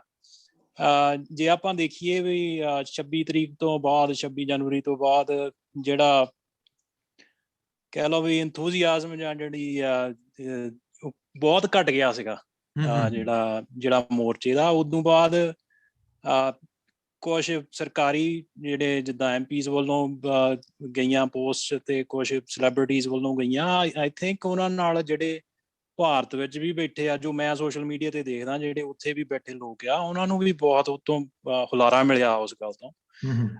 ਬਾਕੀ ਜਿਹੜੀ ਫਾਈਨੈਂਸ਼ੀਅਲ ਹੈਲਪ ਕਰਦੇ ਆ ਜਾਂ ਜਿਹੜੀਆਂ ਐਸੋਸੀਏਸ਼ਨਸ ਔਰ ਚੈਰਿਟੀਜ਼ ਲਾਈਕ ਖਾਲਸਾ ਏਡ ਜੋ ਕੰਮ ਕਰ ਰਹੀਆਂ ਆ, ਉਹਨੂੰ ਆਪਾਂ ਨੇਗੇਟ ਨਹੀਂ ਕਰ ਸਕਦੇ। ਜਿਹੜੀ ਕੰਟਰੀਬਿਊਸ਼ਨ ਆ ਉਹ ਕੋਈ ਏਦਾਂ ਦੀ ਨੈਗੇਟਿਵ ਕੋਨੋਟੇਸ਼ਨ ਨਾਲੋਂ ਬਹੁਤ ਵੱਡੀ ਆ ਮੇਰੇ ਹਿਸਾਬ ਨਾਲ। ਮੇਰਾ ਪਰਸਨਲ ਓਪੀਨੀਅਨ ਇਹ ਆ ਉਹਦੇ 'ਚ। ਜਿਹੜਾ ਉੱਥੇ ਮੀਡੀਆ ਕੁਛ ਪੋਸਟ ਨਹੀਂ ਕਰ ਸਕਦਾ, ਉੱਥੇ ਜਿਹੜੇ ਇੰਡੀਪੈਂਡੈਂਟ ਰਿਪੋਰਟਰ ਮੋਰਚੇ 'ਚ ਬੈਠੇ ਆ, ਉਹ ਇੱਥੇ ਵਾਲੇ ਮੀਡੀਆ ਨੂੰ ਭੇਜਦੇ ਆ ਤੇ ਉਹ ਆਪਣੇ ਵੈਬਸਾਈਟਸ ਤੇ ਜਾਂ ਜਿਹੜੀ ਨਿਊਜ਼ ਆਊਟਲੈਟਸ ਦੇ ਥਰੂ ਉਸ ਗੱਲ ਨੂੰ ਪਬਲਿਸ਼ ਕਰਦੇ ਆ। ਤੇ ਉਹਦੇ ਨਾਲ ਜਿਹੜੇ ਅੰਤਰਰਾਸ਼ਟਰੀ ਲੈਵਲ ਦਾ ਜਿਹੜਾ ਮੀਡੀਆ, ਉਹਨੂੰ ਪਤਾ ਲੱਗਦਾ ਵੀ ਉੱਥੇ ਹੋਣ ਕੀ ਡਿਆ ਆ। ਜਿਹੜੀਆਂ ਸਰਕਾਰ ਨੇ ਪਿਛਲੇ 2-3 ਹਫ਼ਤਿਆਂ 'ਚ ਉੱਥੇ ਰੋਕਾਂ ਲਾਈਆਂ ਸੀ, ਇੰਟਰਨੈਟ ਨਹੀਂ ਚੱਲਦਾ ਸੀ ਜਾਂ ਕੁਛ ਨਹੀਂ ਸੀ ਹੁੰਦਾ, ਤਾਂ ਉਦੋਂ ਇੱਥੇ ਬੈਠੇ ਬੰਦਿਆਂ ਨੇ ਰੌਲਾ ਪਾ ਕੇ ਜਿਹੜਾ ਕਹਿ ਲਓ ਵੀ ਹੁਣ UN ਨੇ ਵੀ ਪੋਸਟ ਪਾਈ ਉਸ ਮਸਲੇ ਤੇ ਵੀ ਤੁਸੀਂ ਇਹ ਕੰਮ ਨਹੀਂ ਕਰ ਸਕਦੇ, ਮਨੁੱਖੀ ਅਧਿਕਾਰਾਂ ਦੀ ਉਲੰਘਣਾ ਆ। ਬਾਕੀ ਜਦੋਂ ਕੋਈ ਪ੍ਰੋਟੈਸਟ ਕਰਨ ਜਾਂਦੇ ਆਪਣੇ ਬੰਦੇ, ਤਾਂ ਉਹ ਸਿਰਫ ਕਿਸਾਨਾਂ ਲਈ ਨਹੀਂ ਪ੍ਰੋਟੈਸਟ ਕਰਨ ਜਾਂਦੇ, ਉਹਨਾਂ ਦੇ ਹੋਰ ਵੀ ਮਨੁੱਖੀ ਅਧਿਕਾਰਾਂ ਨਾਲ ਰਿਲੇਟਡ ਇਸ਼ੂਜ਼ ਹੁੰਦੇ ਆ, ਜਿਨ੍ਹਾਂ ਦਾ ਕਰਕੇ ਉਹ ਇੰਡੀਅਨ ਕੌਂਸੂਲੇਟਸ ਦੇ ਮੂਹਰੇ ਜਾਂਦੇ ਆ। ਜੇ ਤੁਸੀਂ ਕਹਿੰਦੇ ਆ ਇਹ ਜਿਹੜੀ ਮੇਰੇ ਦਿਲ 'ਚ ਸਾਰਿਆਂ ਨੂੰ ਵੱਡੀ ਸ਼ਿਕਾਇਤ ਯੂਨੀਅਨ ਲੀਡਰਸ ਦੀ ਖਾਸ ਕਰਕੇ ਇਹ ਆ ਵੀ ਜੇ ਇੱਥੇ ਪ੍ਰੋਟੈਸਟ ਕਰਨ ਵਾਲੇ 80% ਤੋਂ ਉੱਤੇ ਸਿੱਖ ਆ NRIs, ਜੇ ਪੰਜਾਬ ਤੋਂ ਤੁਰਨ ਵਾਲੇ ਕਿਸਾਨ ਮੈਜੋਰਿਟੀ ਸਿੱਖ ਆ, ਤੁਸੀਂ ਉਹਦੇ ਵਿੱਚੋਂ ਪ੍ਰੋਟੈਸਟ ਦੇ ਵਿੱਚੋਂ ਸਿੱਖੀ ਕੱਢ ਨਹੀਂ ਸਕਦੇ। ਜਿਹੜੇ ਜੋ ਕੁਛ ਉਹਨਾਂ ਨੇ ਕਿਹਾ ਆ 26 ਜਨਵਰੀ ਤੋਂ ਪਹਿਲਾਂ ਜਾਂ ਕੀਤਾ ਆ ਜਾਂ ਨਹੀਂ ਕੀਤਾ, ਜਿਹੜਾ 26 ਜਨਵਰੀ ਨੂੰ ਜੋ ਕੁਛ ਹੋਇਆ ਉਹਦੇ ਰਿਐਕਸ਼ਨ ਵਿੱਚ ਸੀਗਾ। ਉਸ ਕੰਮ ਲਈ ਇਹ ਜਿਹਨੂੰ ਮਰਜ਼ੀ ਬਲੇਮ ਦੇਣ, ਬਟ ਉਹਦੇ ਲਈ union leader are to blame. ਮੇਰਾ ਪਰਸਨਲ ਓਪੀਨੀਅਨ ਉਹਦੇ 'ਚ ਇਹ ਆ। ਬਾਕੀ ਉਹਨਾਂ ਨੂੰ ਵੀ ਪਤਾ ਆ ਸਰਕਾਰ ਨੇ ਜੋ ਕਰਨਾ, ਉਹਨਾਂ ਨੂੰ ਪਤਾ ਸੀ ਸਰਕਾਰ ਇਹ ਕੰਮ ਕਰੂਗੀ। ਦੇ should have been prepared for that. ਜੇ ਟਕੈਤ ਉਹ ਗੱਲ ਨੂੰ 5 ਮਿੰਟਾਂ 'ਚ ਖੱਸੀ ਕਰ ਸਕਦਾ ਤਾਂ ਇਹ ਕਿਉਂ ਨਹੀਂ ਸੀ ਕਰ ਸਕਦੇ? ਕਿਉਂਕਿ ਉੱਥੇ Punjab politics was at play. ਠੀਕ ਹੈ ਜੀ, ਮੈਂ ਇੰਨੀ ਗੱਲ ਕਹਿ ਕੇ ਬਸ। ਹਾਂਜੀ, ਥੈਂਕ ਯੂ। ਹਾਂਜੀ ਭੁੱਲਰ ਸਾਹਿਬ, ਤੁਹਾਡੇ ਕੀ ਵਿਚਾਰ ਨੇ ਜੀ ਇਹਦੇ ਬਾਰੇ? ਦੇਖੋ ਜੀ, ਹੁਣ ਇਸ ਟਾਈਮ ਤੇ ਆ ਕੇ ਜਿਹੜੇ ਇਸ ਪ੍ਰੋਟੈਸਟ ਦੇ ਦੋ ਐਲੀਮੈਂਟ ਨੇ ਜੀ। ਇੱਕ ਤਾਂ ਐਲੀਮੈਂਟ ਹੈਗਾ ਹਿਊਮਨ ਰਾਈਟਸ ਦਾ, ਇੱਕ ਕਿਸਾਨਾਂ ਦੇ ਪ੍ਰੋਟੈਸਟ ਦਾ ਮਸਲਾ ਹੈ। ਜਦੋਂ ਤਾਂ ਅਸੀਂ ਹਿਊਮਨ ਰਾਈਟਸ ਦਾ ਮਸਲਾ ਦੇਖਦੇ ਹਾਂ, human rights have no boundaries. Human rights ਦਾ ਮਸਲਾ ਚਾਹੇ ਉਹ ਫਲਸਤੀਨ 'ਚ ਹੋਵੇ, ਚਾਹੇ ਉਹ ਇਜ਼ਰਾਈਲ 'ਚ ਹੋਵੇ, ਚਾਹੇ ਉਹ ਅਫਗਾਨਿਸਤਾਨ 'ਚ ਹੋਵੇ, ਜਾਂ ਪਾਕਿਸਤਾਨ 'ਚ ਹੋਵੇ, ਜਾਂ ਇੰਡੀਆ 'ਚ ਹੋਵੇ, ਹਿਊਮਨ ਰਾਈਟ ਚਾਹੇ ਕੈਨੇਡਾ 'ਚ ਹੋਵੇ ਜਾਂ US ਦੇ ਵਿੱਚ ਹੋਵੇ, human rights are human rights. ਤੇ ਜਿਹੜੇ NRIs ਨੇ, ਉਹਨਾਂ ਨੂੰ ਵੱਡਾ ਕੋਈ ਰੋਲ ਨਹੀਂ ਪਲੇ ਕਰ ਸਕਦਾ ਜਦੋਂ ਹਿਊਮਨ ਰਾਈਟਸ ਦਾ ਮਸਲਾ ਆਉਂਦਾ ਹੈ। ਫਿਰ ਜੇ ਤੁਸੀਂ ਪ੍ਰੋਟੈਸਟ ਦੀ ਵੀ ਗੱਲ ਕਰਦੇ ਆ, ਤੇ ਜਦੋਂ ਆਜ਼ਾਦੀ ਦੀ ਗੱਲ ਚੱਲੀ ਸੀਗੀ, ਉਦੋਂ ਵੀ NRIs ਨੇ ਰੋਲ ਪਲੇ ਕੀਤਾ ਸੀਗਾ। ਜਿਹੜੇ ਉਹ ਸਾਰੇ ਆਜ਼ਾਦੀ ਦੇ ਘੁਲਾਟੀਏ ਸੀ, ਉਹ ਇੱਥੋਂ ਹੀ ਜਾ ਕੇ ਉਹਨਾਂ ਨੇ ਉੱਥੇ ਲੜਾਈ ਲੜੀ ਸੀਗੀ। ਹੁਣ ਭਾਵੇਂ ਇੱਥੋਂ ਜਾਣ ਵਾਲੇ ਘੱਟ ਹੋਣਗੇ, ਪਰ ਹੁਣ ਹੋਰ ਸਾਧਨਾਂ ਦੇ ਨਾਲ ਉਸ ਪ੍ਰੋਟੈਸਟ ਦੇ ਵਿੱਚ ਜਿਹੜੇ NRIs ਨੇ ਉਹ ਆਪਣਾ ਯੋਗਦਾਨ ਪਾ ਰਹੇ ਨੇ। ਜਿਵੇਂ ਹੇਰ ਸਾਹਿਬ ਨੇ ਕਿਹਾ ਹੈ ਕਿ ਜਿਹੜੀਆਂ ਵੀ ਇੱਥੋਂ ਮਤਲਬ ਬਾਹਰੋਂ ਸੈਲੀਬ੍ਰਿਟੀਜ਼ ਦੀ ਜਾਂ UN ਦੀ ਜਾਂ ਹੋਰਨਾਂ ਸੰਸਥਾਵਾਂ ਦੀ ਸਪੋਰਟ ਮਿਲੀ ਆ, ਉਹ NRIs ਦੇ ਹੋਣ ਕਰਕੇ ਮਿਲੀ ਆ। ਔਰ ਉਹਦੇ ਵਿੱਚ ਜੇ ਭਾਰਤ ਸਰਕਾਰ ਇਹ ਗੱਲ ਕਹਿ ਰਹੀ ਹੈ ਕਿ ਉਹ ਸਾਡੇ ਅੰਦਰੂਨੀ ਮਸਲਿਆਂ 'ਚ ਦਖਲਅੰਦਾਜ਼ੀ ਕਰਦੇ ਆ, ਤਾਂ ਮੈਂ ਇਹ ਸਮਝਦਾ ਕਿ ਉਹ ਗਲਤ ਨੇ। ਇੱਕ ਇਹ ਵੀ ਤਰੀਕਾ ਹੈਗਾ ਇਸ ਮਸਲੇ ਨੂੰ ਹੱਲ ਕਰਨ ਦਾ। ਸਾਡੇ ਇੰਡੀਆ ਦੇ ਵਿੱਚ ਇਹ ਗੱਲ ਹੁੰਦੀ ਹੈ, ਜੇ ਦੋ ਭਰਾਵਾਂ ਦੇ ਵਿੱਚ ਕੋਈ ਲੜਾਈ ਝਗੜਾ ਹੋ ਜਾਂਦਾ ਹੈ ਨਾ, ਤੇ ਉਹ ਕਈ ਵਾਰ ਆਪਣੇ ਮਾਮੇ ਚਾਚੇ ਦੇ ਪੁੱਤਰ ਨੂੰ ਇਹ ਕਹਿੰਦੇ ਆ ਕਿ ਆ ਕੇ ਸਾਡੇ ਰਾਜੀਨਾਮਾ ਕਰਵਾ ਦੇ। ਹੋ ਸਕਦਾ ਹੈ ਕਿ ਜੇ ਉਹ ਦੋਵੇਂ ਧਿਰਾਂ UN ਨੂੰ ਅਪਰੋਚ ਕਰਨ ਤੇ UN ਵਿਚਕਾਰ ਇਹਨਾਂ ਦੇ ਇੰਟਰਵੀਨ ਕਰਕੇ ਇਹਨਾਂ ਨੂੰ ਇਹਨਾਂ ਦੇ ਵਿੱਚ ਸਮਝੌਤਾ ਹੀ ਕਰਾ ਦੇਵੇ, ਇਹਨਾਂ ਦੀ ਜਿਹੜੀ ਆ ਉਹ ਇਸ ਸਾਰੇ ਪ੍ਰੋਟੈਸਟ ਦੇ ਮਸਲੇ ਦਾ ਹੱਲ ਹੀ ਹੋ ਜਾਵੇ। ਪਰ ਜਦੋਂ ਇੱਕ ਧਿਰੇ ਕਹਿੰਦੀ ਹੈ ਕਿ ਅਸੀਂ ਉਹਨਾਂ ਨੂੰ ਨਾਲ ਲੈਣਾ ਚਾਹੁੰਦੇ ਹਾਂ, ਤੇ ਦੂਜੇ ਕਹਿੰਦੇ ਨਹੀਂ ਨਹੀਂ ਨਹੀਂ ਜੀ, ਤੁਸੀਂ ਦੂਰ ਹੋ ਜਾਓ, ਤੁਸੀਂ ਸਾਡੇ ਇਸ ਮਸਲੇ ਦੇ ਵਿੱਚ ਦਖਲਅੰਦਾਜ਼ੀ ਨਾ ਕਰੋ, ਤੁਸੀਂ ਸਾਡੇ ਬਾਹਰੋਂ ਦਖਲਅੰਦਾਜ਼ੀ ਕਰਦੇ ਆ, ਉਹ ਕੋਈ ਉਸ ਸਰਕਾਰ ਦੀ ਮੇਰਾ ਖਿਆਲ ਬਾਹਲੀ ਵਧੀਆ ਅਪਰੋਚ ਨਹੀਂ, ਜਿਹੜਾ ਕਿ ਉਹਨਾਂ ਨੇ ਆਪਣਾ ਸਾਰਾ ਮਹਿਕਮਾ ਹੀ ਇਸ ਕੰਮ ਦੇ ਉੱਪਰ ਲਾ ਦਿੱਤਾ ਕਿ ਆਪਣੇ ਉੱਥੋਂ ਦੇ ਜਿਹੜੇ ਹੋਰ ਸੈਲੀਬ੍ਰਿਟੀਜ਼ ਉਹਨਾਂ ਨੂੰ ਲਾ ਕੇ ਨਹੀਂ ਸਾਡੇ ਦਖਲਅੰਦਾਜ਼ੀ ਕਰ ਰਹੇ ਨੇ। ਉਹਦੇ ਵਿੱਚ ਵੀ ਇੱਕ ਡਿਵਾਈਡ ਕਰਨ ਵਾਲਾ ਰੋਲ ਸੀ। ਅੱਜ ਤੋਂ ਜੇ ਤੁਸੀਂ ਕੁਝ ਸਾਲ ਪਹਿਲਾਂ ਚਲੇ ਜਾਓ ਤਾਂ ਇੰਡੀਆ ਦੇ ਵਿੱਚੋਂ ਰਿਪਰੈਜ਼ੈਂਟੇਟਿਵ ਆਉਂਦੇ ਹੁੰਦੇ ਸੀ NRIs ਦੇ ਕੋਲੇ, ਤੁਸੀਂ ਉੱਥੇ ਆਓ, ਸਾਡੇ ਇਨਵੈਸਟ ਕਰੋ, ਸਾਡੀ ਉਸ ਇਕਨੋਮੀ ਨੂੰ ਬੂਸਟ ਕਰੋ। ਪਰ ਹੁਣ ਕੀ ਹੋਇਆ ਕਿ ਹੁਣ ਸਰਕਾਰ ਵੱਡੀਆਂ ਕਾਰਪੋਰੇਸ਼ਨਾਂ ਦੇ ਹੱਥਾਂ 'ਚ ਖੇਡ ਰਹੀ ਹੈ, ਉਹ ਛੋਟੇ ਇਨਵੈਸਟਰਸ ਨੂੰ ਪੁੱਛ ਹੀ ਨਹੀਂ ਰਹੀ, NRIs ਨੂੰ। ਰੀਅਲੀ ਹੁਣ ਜਿਹੜਾ ਇਹ ਪ੍ਰੋਟੈਸਟ ਆ, ਮੈਨੂੰ ਜੋ ਲੱਗਦਾ ਇਹ ਪ੍ਰੋਟੈਸਟ ਨਾ ਤਾਂ ਇਹ ਹਿੰਦੂ ਸਿੱਖਾਂ ਦੇ ਵਿਚਕਾਰ ਕੋਈ ਪ੍ਰੋਟੈਸਟ ਆ, ਜੇ ਕੋਈ ਬਣਾ ਰਿਹਾ ਤਾਂ ਬਣਾ ਰਿਹਾ, ਨਾ ਇਹ ਕਾਂਗਰਸ BJP ਦਾ ਪ੍ਰੋਟੈਸਟ ਹੈ। ਇਹ ਪ੍ਰੋਟੈਸਟ ਹੈਗਾ ਆ large corporations versus average working person. ਹੁਣ ਪ੍ਰੋਟੈਸਟ ਦੇ ਵਿੱਚ ਮਸਲਾ ਇਹ ਹੈ ਕਿ ਤੁਸੀਂ ਜਦੋਂ ਇੱਕ ਜਾਂ ਦੋ ਕਾਰਪੋਰੇਸ਼ਨ ਦੀ ਮੋਨੋਪੋਲੀ ਹੋ ਗਈ, ਜਿਵੇਂ ਮਠਾੜੂ ਸਾਹਿਬ ਨੇ ਕਿਹਾ ਕਿ ਇਹਨੂੰ ਸੈਟਲ ਹੋਣ ਦਾ ਟਾਈਮ ਦਿਓ, ਮੈਨੂੰ ਲੱਗਦਾ ਕਿ ਉਹ ਟਾਈਮ ਸਭ ਤੋਂ ਵੱਧ ਖਤਰਨਾਕ ਹੋਣਾ ਹੈ। ਜਦੋਂ ਸੈਟਲ ਹੋ ਗਿਆ, ਸਾਰੇ ਜਿਹੜੇ ਪਲੇਅਰਸ ਨੇ, ਹੋਰ ਸਾਰੇ ਪਲੇਅਰ ਉਹਦੇ ਚੋਂ ਬਾਹਰ ਹੋ ਗਏ, ਉਦੋਂ ਉਹ ਇੱਕ ਜਾਂ ਦੋ ਕਾਰਪੋਰੇਸ਼ਨ ਦੀ ਜਦੋਂ ਮੋਨੋਪੋਲੀ ਬਣ ਗਈ, ਉਹਨਾਂ ਨੇ ਉਸ ਟਾਈਮ ਤੇ ਐਕਸਪਲੋਇਟੇਸ਼ਨ ਸ਼ੁਰੂ ਹੋਣੀ ਆ। ਜਿੰਨਾ ਕੁਝ ਵੀ ਅੱਜ ਤੱਕ ਸਰਕਾਰ ਨੇ ਪ੍ਰਾਈਵੇਟ ਕੀਤਾ ਇੰਡੀਆ ਦੇ ਵਿੱਚ, ਉਹ ਸਾਰਾ ਕੁਝ ਫੇਲ ਹੋਇਆ। ਜੇ ਇੰਡੀਆ ਦੇ ਵਿੱਚ ਐਜੂਕੇਸ਼ਨ ਸਿਸਟਮ ਦੇਖ ਲਓ, ਜਦੋਂ ਦੇ ਪ੍ਰਾਈਵੇਟ ਸਕੂਲ ਬਣੇ ਆ, ਗਵਰਨਮੈਂਟ ਸਕੂਲਾਂ ਨੂੰ ਜਿੰਦਰੇ ਵੱਜ ਗਏ ਆ, ਔਰ ਐਜੂਕੇਸ਼ਨ ਕਿੰਨੀ ਮਹਿੰਗੀ ਹੋ ਗਈ ਆ। ਜੇ ਤੁਸੀਂ ਉੱਥੇ ਹਸਪੀਟਲ ਦੇਖ ਲਓ, ਹਸਪੀਟਲਾਂ ਦਾ, ਸਰਕਾਰੀ ਹਸਪੀਟਲਾਂ ਦਾ ਉੱਥੇ ਕੀ ਹਾਲ ਹੈ, ਮੈਜੋਰਿਟੀ ਆਫ ਦੈਮ ਦਾ they are all ruined up. Transportation ਦੇਖ ਲਓ, ਉੱਥੇ ਹੁਣ ਜਿਹੜੀ ਹੈ, ਜਦੋਂ ਦੀ ਸਰਕਾਰੀ ਟਰਾਂਸਪੋਰਟੇਸ਼ਨ ਦਾ ਬੁਰਾ ਹਾਲ ਹੈ, ਜਦੋਂ ਦੀ ਪ੍ਰਾਈਵੇਟੇਸ਼ਨ ਟਰਾਂਸਪੋਰਟੇਸ਼ਨ ਆਈ ਹੈ। ਤਾਂ ਇਹ ਕੋਸ਼ਿਸ਼ ਜੇ ਐਗਰੀਕਲਚਰ ਦੇ ਵਿੱਚ ਹੁੰਦਾ ਹੈ, ਸਰਕਾਰ ਦੀ ਦਖਲਅੰਦਾਜ਼ੀ ਦੇ ਵਿੱਚੋਂ ਖਤਮ ਹੁੰਦੀ ਹੈ, ਤਾਂ ਐਗਰੀਕਲਚਰ ਦੇ ਨਾਲ ਉੱਥੇ ਜਿਹੜੀਆਂ ਐਸੈਂਸ਼ੀਅਲ ਕਮੋਡਿਟੀਜ਼ ਨੇ, ਉਹਨਾਂ ਦੀ ਪ੍ਰਾਈਸ ਵੀ ਬਹੁਤ ਮਹਿੰਗੀ ਹੋ ਜਾਊਗੀ, ਔਰ ਉੱਥੇ ਲੋਕਾਂ ਦਾ ਜਿਹੜਾ ਰਹਿਣਾ ਆ ਉਹ ਬਹੁਤ ਮੁਸ਼ਕਿਲ ਹੋ ਜਾਊਗਾ। ਇਸ ਕਰਕੇ ਸਾਰੀ ਜਿਹੜੀ ਲੋਕ ਨੇ ਉੱਥੋਂ ਦੀ ਆਬਾਦੀ ਆ, ਉਹਨਾਂ ਨੂੰ ਇਸ ਗੱਲ ਲਈ ਸਤਰਕ ਰਹਿਣ ਦੀ ਲੋੜ ਆ। ਤੇ ਜਿਹੜੇ NRIs ਨੇ ਉਹ ਉਹਨਾਂ ਦੇ ਵਿੱਚ ਅਵੇਅਰਨੈਸ ਪੈਦਾ ਕਰ ਰਹੇ ਨੇ। ਜਿਹੜੀ ਸ਼ਰਮਾ ਸਾਹਿਬ ਨੇ ਭਾਈਚਾਰਕ ਸਾਂਝ ਦੀ ਗੱਲ ਕੀਤੀ ਹੈ, ਮੈਂ ਇਸ ਗੱਲ ਨਾਲ ਬਹੁਤ ਹੀ ਜ਼ਿਆਦਾ ਸਹਿਮਤ ਹਾਂ ਕਿ ਸਾਨੂੰ ਆਪਣੇ ਵਿੱਚ ਕੋਈ ਵੀ ਇਸ ਨੂੰ ਧਰਮ ਦਾ ਮਸਲਾ ਨਹੀਂ ਬਣਾਉਣਾ ਚਾਹੀਦਾ, ਨਾ ਕੋਈ ਜਾਤ ਪਾਤ ਦਾ ਬਣਾਉਣਾ ਚਾਹੀਦਾ ਹੈ। ਜੇ ਕੋਈ ਪੋਲੀਟੀਕਲ ਐਫੀਲੀਏਸ਼ਨ ਵੀ ਹੈਗੀਆਂ ਨੇ, ਉਹਨਾਂ ਨੂੰ ਆਪਣੇ ਬੈਕ ਆਫ ਦੀ ਮਾਈਂਡ ਰੱਖਣਾ ਚਾਹੀਦਾ ਹੈ ਇਸ ਟਾਈਮ, ਕਿਉਂਕਿ ਜਿਹੜੇ ਹੁਣ ਉੱਤੇ 200 ਕਿਸਾਨ ਜਿਹੜੇ ਸ਼ਹਾਦਤਾਂ ਪਾ ਚੁੱਕੇ ਨੇ, ਜਿਹੜੇ ਪਰਿਵਾਰ ਉਹਨਾਂ ਦੇ ਨਾਲ ਜੁੜੇ ਨੇ, ਜਿਹੜੀਆਂ ਕਮਿਊਨਿਟੀ ਉਹਨਾਂ ਨਾਲ ਜੁੜੀਆਂ ਨੇ, ਉਹਨਾਂ ਦੇ ਜਿਹੜੇ ਹਿਰਦੇ ਨੇ ਇਸ ਟਾਈਮ ਬਹੁਤ ਦੁਖੀ ਨੇ। ਜਿੰਨੇ ਕਿਸੇ ਨੇ ਵੀ ਕੋਈ ਵੀ ਗੱਲ ਕਰਨੀ ਹੁੰਦੀ ਹੈ, ਉਹਨਾਂ ਨੂੰ ਉਸ ਚੀਜ਼ ਨੂੰ ਆਪਣੇ ਦਿਮਾਗ ਦੇ ਵਿੱਚ ਪਿੱਛੇ ਰੱਖ ਕੇ ਕਰਨੀ ਚਾਹੀਦੀ ਹੈ। ਉਹਨਾਂ ਦੇ ਨਾਲ ਹਮਦਰਦੀ ਨੂੰ ਲੈ ਕੇ ਚੱਲਣਾ ਚਾਹੀਦਾ। ਉਹਨਾਂ 'ਚੋਂ ਬਹੁਤ ਲੋਕ ਨੇ, ਉਹਨਾਂ ਦੇ ਵਿੱਚੋਂ ਕਿਸੇ ਦੇ ਪਿੰਡ ਦੇ ਕਿਸੇ ਦੀ ਸ਼ਹਾਦਤ ਹੋਈ ਹੈ, ਕਿਸੇ ਦੇ ਰਿਸ਼ਤੇਦਾਰ ਦੀ ਹੋਈ ਹੈ, ਕਿਸੇ ਦਾ ਕੋਈ ਦੋਸਤ ਮਿੱਤਰ ਹੈ, ਉਹਨਾਂ ਦੀਆਂ ਉਹ ਭਾਵਨਾਵਾਂ ਉਹਨਾਂ ਦੇ ਨਾਲ ਜੁੜੀਆਂ ਹੋਈਆਂ ਨੇ ਜੀ ਸਾਰੀਆਂ। ਬਿਲਕੁਲ। ਤੁਸੀਂ ਮਠਾੜੂ ਸਾਹਿਬ ਦੇ ਬਾਰੇ ਕੀ ਕਹਿਣਾ ਚਾਹੁੰਦੇ ਹੋ? ਥੈਂਕ ਯੂ ਬਾਈ ਜੀ। ਮੇਰੇ 2 ਪੁਆਇੰਟਾਂ ਦੇ ਉੱਤੇ ਗੱਲ ਹੈ ਜੀ। ਇੱਕ ਤਾਂ ਮੇਰਾ ਪੁਆਇੰਟ ਉਹਦੇ ਤੇ ਹੈਗਾ ਵੀ ਜਿਹੜਾ NRI ਭਰਾਵਾਂ ਨੇ ਬੜਾ ਚੰਗਾ ਰੋਲ ਅਦਾ ਕੀਤਾ ਹੈਗਾ ਲਿਆਉਣ ਦੇ ਲਈ, ਗੱਲ ਨੂੰ ਦੁਨੀਆ ਭਰ ਦੇ ਵਿੱਚ ਫੈਲਾਉਣ ਦੇ ਲਈ ਬੜਾ ਚੰਗਾ ਰੋਲ ਕੀਤਾ ਹੈਗਾ, ਵੀ ਤਾਂ ਕਿ ਸਾਰੇ ਨੂੰ ਪਤਾ ਲੱਗ ਗਿਆ ਵੀ ਫਾਰਮਰ ਦੇ ਕਿੰਨੇ ਇਸ਼ੂ ਹੈ, ਕੀ ਇਸ਼ੂ ਹੈ।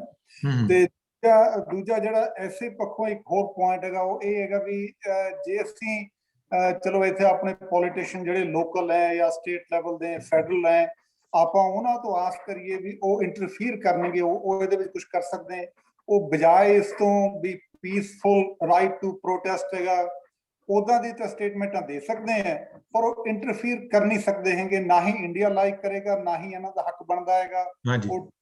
ਮਤਲਬ ਵੀ ਇਸ ਕਰਕੇ ਇਹ ਸਾਡੇ ਵੱਲੋਂ ਬੇਲੋੜੀ ਜੀ ਗੱਲ ਹੈਗੀ ਵੀ ਜੇ ਅਸੀਂ ਇੱਥੇ ਵਾਲੇ ਪੋਲੀਟੀਸ਼ੀਅਨਾਂ ਦੇ ਉੱਤੇ ਦਬਾਅ ਪਾ ਕੇ ਕਹਿੰਦੇ ਹੈਗੇ ਵੀ ਹਾਂ ਉਹਦੇ ਵਿੱਚ ਇੰਟਰਵੀਨ ਉਹ ਕਰ ਹੀ ਨਹੀਂ ਸਕਦੇ, ਕਿਉਂਕਿ ਹਰ ਦੇਸ਼ ਦਾ ਅੰਦਰੂਨੀ ਮਾਮਲਾ ਹੁੰਦਾ, ਕੋਈ ਦੇਸ਼ ਨਹੀਂ ਲਾਈਕ ਕਰਦਾ। ਤੇ ਦੂਜੀ ਗੱਲ ਹੈਗੀ ਵੀ ਇਹ ਜਿਹੜਾ ਆਪਣਾ ਇੰਡੀਆ ਦਾ ਸਿਸਟਮ ਹੈ ਇੰਨਾ ਟੋਟਲੀ ਕਰਪਟ ਹੋ ਚੁੱਕਾ ਹੈਗਾ, ਪੋਲੀਟੀਕਲ ਲੈਵਲ ਤੋਂ ਲੈ ਕੇ, ਕਾਰਪੋਰੇਟਸ ਤੋਂ ਲੈ ਕੇ, ਬਿਊਰੋਕ੍ਰੇਸੀ ਤੋਂ ਲੈ ਕੇ, ਬਿਜ਼ਨਸ ਕਲਾਸ ਤੋਂ ਲੈ ਕੇ, ਤੁਸੀਂ ਮਤਲਬ ਕਿਸ ਤਰੀਕੇ ਨਾਲ ਕਿਸੇ ਅਦਾਰੇ ਨੂੰ ਚਲਾ ਲਓਗੇ ਉੱਥੇ, ਤਾਂ ਮੈਨੂੰ ਤਾਂ ਇਦਾਂ ਲੱਗਦਾ ਹੁੰਦਾ ਤਾਂ ਰੇਲਵੇ ਉੱਥੇ ਫੇਲ ਹੈਗੀ। ਜਿਹੜੀਆਂ ਸਰਕਾਰੀ ਕਾਰਪੋਰੇਸ਼ਨ ਆਈਆਂ ਵੱਡੀਆਂ, ਉਹਨਾਂ ਵਿੱਚ ਕਰਪਟ ਮਤਲਬ ਚਾਰੇ ਪਾਸੇ ਕਰਪਸ਼ਨ ਹੈਗੀ। ਮੈਨੂੰ ਇਦਾਂ, ਮੈਂ ਕੋਈ ਐਡਾ ਕਾਰਪੋਰੇਟ ਸਿਸਟਮ ਦਾ ਮਤਲਬ ਕੈਪੀਟਲ ਸਿਸਟਮ ਦਾ ਵੀ ਸਪੋਰਟਰ ਨਹੀਂ ਹੈ। ਮੈਨੂੰ ਪਤਾ ਹੈਗਾ ਵੀ ਇਹਨੇ ਕਿਸ ਤਰ੍ਹਾਂ ਲੋਕਾਂ ਦਾ ਨਾਸ ਮਾਰਨਾ, ਕਿਸ ਤਰ੍ਹਾਂ ਦੁਨੀਆ ਨੂੰ ਬਰਬਾਦ ਕਰਨਾ। ਪਰ ਇੰਡੀਆ ਦੀ ਜਿਹੀ ਜੀ ਸੋਸਾਇਟੀ ਦੇ ਸਿਸਟਮ ਬਣਿਆ ਹੋਇਆ, ਤੁਹਾਡੇ ਕੋਲ ਆਪਸ਼ਨਾਂ ਕੀ ਹੈਗੀਆਂ ਹੋਰ, ਤੇ ਕੀ ਕਰੋਗੇ ਉੱਥੇ ਤੁਸੀਂ? ਮਤਲਬ ਉਹ ਤੁਸੀਂ ਪ੍ਰੋਟੈਕਸ਼ਨ ਬਿਲਡ ਇਨ ਕਰ ਸਕਦੇ ਹੈਗੇ ਇਹਨਾਂ ਲਾਜ਼ ਦੇ ਵਿੱਚ ਵੀ, ਤਾਂ ਕਿ ਜਿਹੜੀ ਆਮ ਬੰਦੇ ਹੈ, ਕਿਸਾਨ ਹੈ, ਫਾਰਮਰ ਹੈ, ਲੇਬਰ ਹੈ, ਉਹਨਾਂ ਨੂੰ ਆਪਣਾ ਹੱਕ ਮਿਲਦਾ ਰਹੇ, ਉਹਨਾਂ ਦਾ ਮਿਸਯੂਜ਼ ਤੇ ਅਬਿਊਜ਼ ਨਾ ਹੋਏ। ਪਰ ਤੁਸੀਂ ਕਿਹੜੇ ਅਦਾਰੇ ਨੂੰ ਨਹੀਂ ਦਓਗੇ ਹੋ ਰਹੇ। ਇਸ ਕਰਕੇ ਗਵਰਨਮੈਂਟ ਦੇ ਕੋਲ ਬਹੁਤੇ ਰਾਹ ਨਹੀਂ ਹੈਗੇ ਹੋਰ ਪਾਸੇ ਨੂੰ ਤੁਰਨ ਦੇ ਲਈ। ਬਿਲਕੁਲ ਠੀਕ ਜੀ। ਹਾਂਜੀ ਹੇਰ ਸਾਹਿਬ। ਹਾਂਜੀ ਮੈਂ ਜਸਟ ਜਿਹੜੀ ਇਹਨਾਂ ਨੇ ਗੱਲ ਕੀਤੀ ਆ ਲੋਕਲ ਜਾਂ ਜਿਹੜੇ ਇੰਟਰਨੈਸ਼ਨਲ ਲੈਵਲ ਤੇ ਲੀਡਰਸ ਨੂੰ ਲੌਬੀ ਕਰਨ ਦੀ ਆ, we need to make a distinction. ਦੋ ਗੱਲਾਂ ਹੋ ਰਹੀਆਂ। ਇੱਕ ਤਾਂ ਹੈਗਾ ਵੀ ਉਹ ਜਿਹੜੇ ਬਿੱਲ ਪਾਸ ਹੋਏ ਆ ਉਹ ਗਲਤ ਆ ਜਾਂ ਸਹੀ ਆ, ਉਹਦੇ 'ਚ ਆਈ ਅਗਰੀ ਵੀ ਉਹਦੇ 'ਚ ਕੋਈ ਇੰਟਰਫੀਰੈਂਸ ਦੀ ਗੁੰਜਾਇਸ਼ ਨਹੀਂ ਹੈਗੀ। ਦੂਜਾ ਇਸ਼ੂ ਹੈਗਾ ਆ ਹਿਊਮਨ ਰਾਈਟਸ ਵਾਇਓਲੇਸ਼ਨਸ ਦਾ। ਜੇ ਆਪਾਂ ਉਹਦੇ ਲਈ ਲੌਬੀ ਨਹੀਂ ਕਰਦੇ ਤਾਂ ਆਪਾਂ ਕਹਿ ਲਓ ਵੀ 80s ਤੋਂ ਲੈ ਕੇ ਹੁਣ ਤੱਕ ਕੁਝ ਨਹੀਂ ਸਿੱਖਿਆ। ਜੋ ਕੁਝ 84 ਜਾਂ ਉਦੋਂ ਪਹਿਲਾਂ ਜਾਂ ਉਦੋਂ ਬਾਅਦ 'ਚ ਹੋਇਆ, government had its own narrative, that's what was being propagated here in Canada ਜਾਂ US ਜਾਂ ਹੋਰ ਵੀ ਕਿਤੇ। ਜਿਹੜੀ ਸਰਕਾਰ ਦੀ ਕਹਾਣੀ ਉਹੀ ਸੱਚ ਮੰਨੀ ਜਾਂਦੀ ਸੀ। ਜੇ ਆਪਾਂ ਹੁਣ ਵੀ ਸੋਚਦੇ ਹਾਂ ਵੀ ਆਪਾਂ ਬਿਨਾਂ ਕੁਝ ਕੀਤੇ ਸਾਰਾ ਕੁਝ ਠੀਕ ਠਾਕ ਰਹੂਗਾ, ਤਾਂ ਉਹ ਮੇਰੇ ਹਿਸਾਬ ਨਾਲ ਬਹੁਤ ਹਾਸੋਹੀਣੀ ਗੱਲ ਆਪਣੇ ਲਈ ਹੋਊਗੀ ਵੀ ਆਪਾਂ ਪਿਛਲੇ 40 ਸਾਲਾਂ 'ਚ ਕੁਝ ਨਹੀਂ ਸਿੱਖਿਆ। ਠੀਕ ਹੈ ਜੀ। ਕੋਈ ਹੋਰ ਕਮੈਂਟਸ ਇਸ ਟੌਪਿਕ ਤੇ ਕਰਨਾ ਚਾਹੁੰਦੇ? ਹਾਂਜੀ ਸ਼ਰਮਾ ਸਾਹਿਬ। ਪੁੱਤਰ ਸਾਹਿਬ ਗੱਲ ਆਏ ਹੈ ਕਿ ਜਿਹੜਾ ਇੰਡੀਆ ਹੈ ਉੱਥੇ ਪੁਲਿਸ ਰਾਜ ਹੈ ਜੀ। ਪੁਲਿਸ ਤੋਂ ਤੁਸੀਂ ਜੋ ਬੰਦਾ ਮਰਾ ਲਓ, ਅੰਦਰ ਕਰਾ ਲਓ, ਬਾਹਰ ਕਰਾ ਲਓ, ਉਹਨਾਂ ਕੋਲੇ ਪਾਵਰ ਇੰਨੀ ਹੈ ਕਿ ਤੁਸੀਂ ਉਹਨਾਂ ਨੂੰ ਚੈਲੰਜ ਕਰ ਹੀ ਨਹੀਂ ਸਕਦੇ।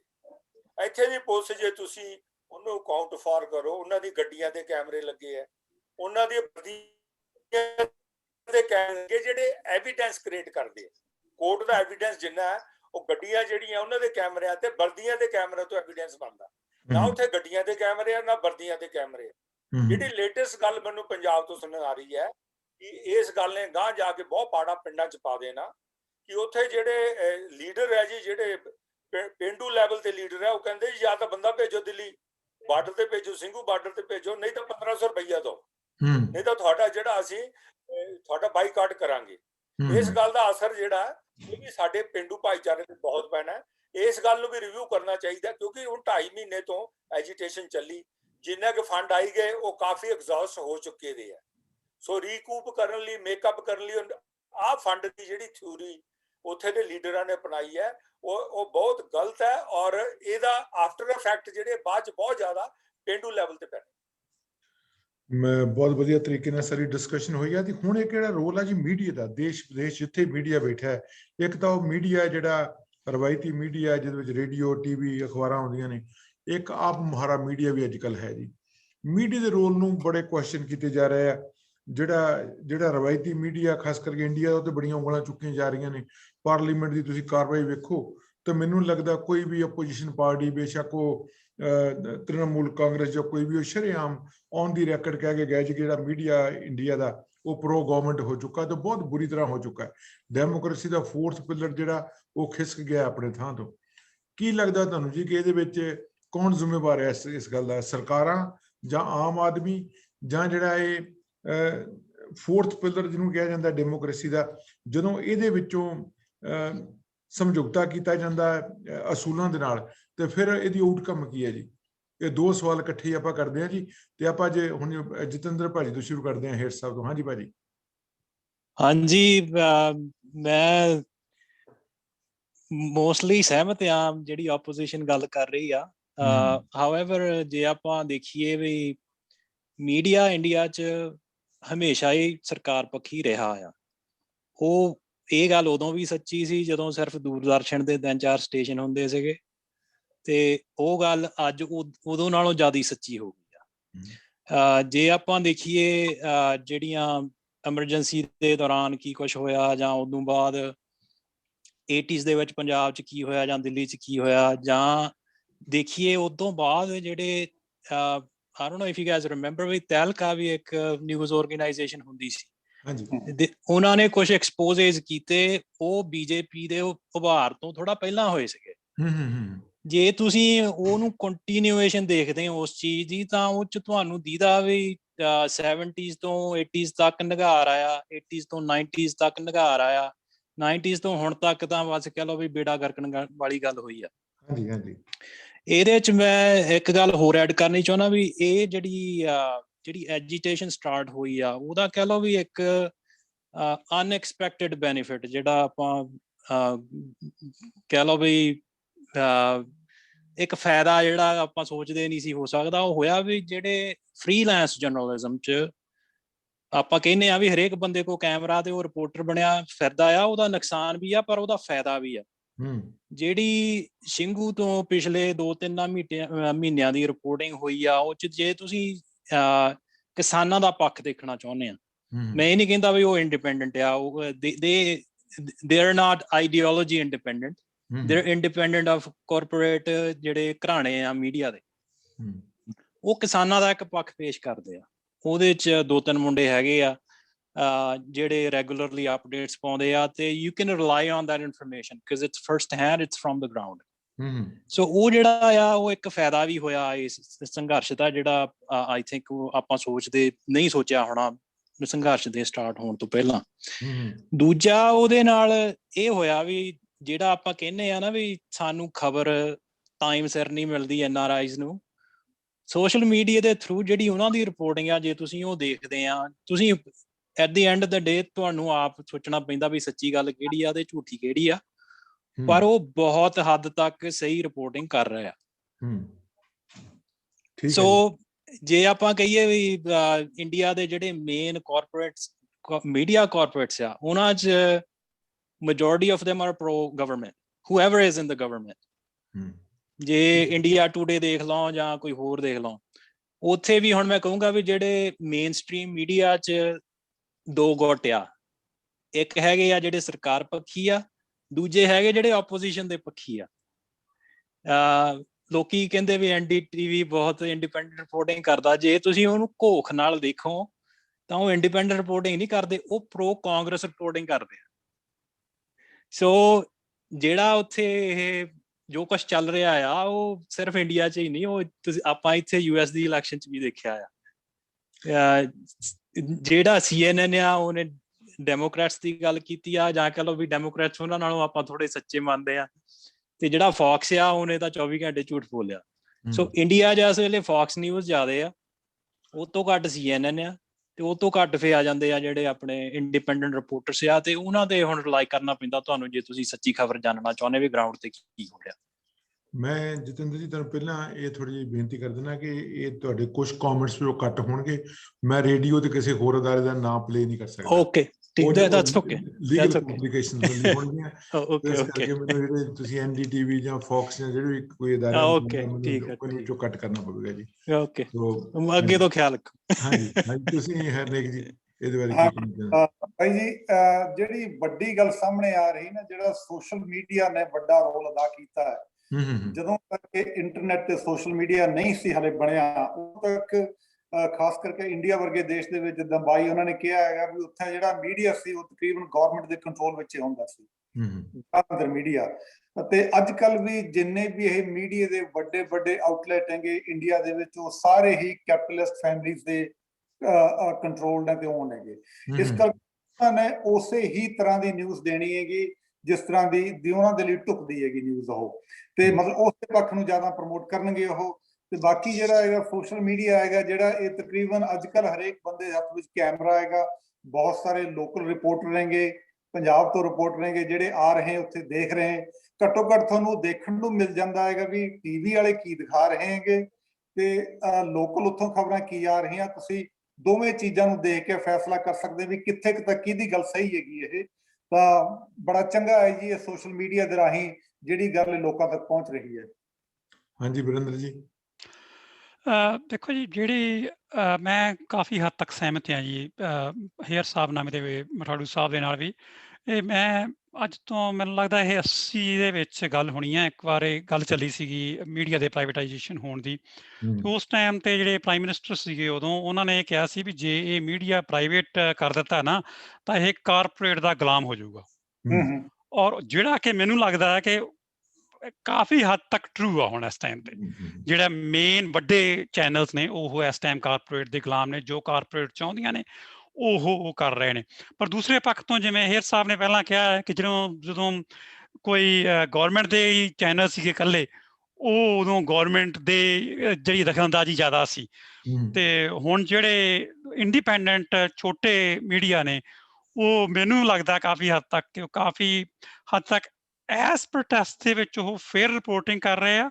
ਪਰ ਮੈਨੂੰ ਕਈ ਵਾਰ ਲੱਗਦਾ ਹੈ ਕਿ ਉਹ ਵੀ ਜਿਹੜੇ ਬਹੁਤ ਛੋਟੇ ਨੇ ਨਾ, ਕਈ ਵਾਰ ਕੁਝ ਲੋਕਾਂ ਨੂੰ ਉਹ ਜਿਵੇਂ ਬਲੈਕਮੇਲ ਜਾਂ ਐਕਸਪਲੋਇਟ ਵੀ ਕਰਦੇ ਆ। ਮੈਂ ਤੇਰੀ ਆਹ ਸਟੋਰੀ ਸ਼ੇਅਰ ਕਰ ਦੂੰਗਾ ਜਾਂ ਮੇਰੇ ਚੈਨਲ ਨੂੰ ਇਸ ਤਰ੍ਹਾਂ ਸਪੋਰਟ ਕਰ। ਜਿਹੜੀਆਂ ਉਹ ਚੀਜ਼ਾਂ ਉਹਨਾਂ ਛੋਟੇ ਚੈਨਲਸ ਤੋਂ ਆਉਂਦੀਆਂ ਨੇ, ਉਹ ਕੋਈ ਬਾਹਲੀਆਂ ਵਧੀਆ ਸਲਾਉਣ ਵਾਲੀਆਂ ਗੱਲਾਂ ਵੀ ਨਹੀਂ ਆ।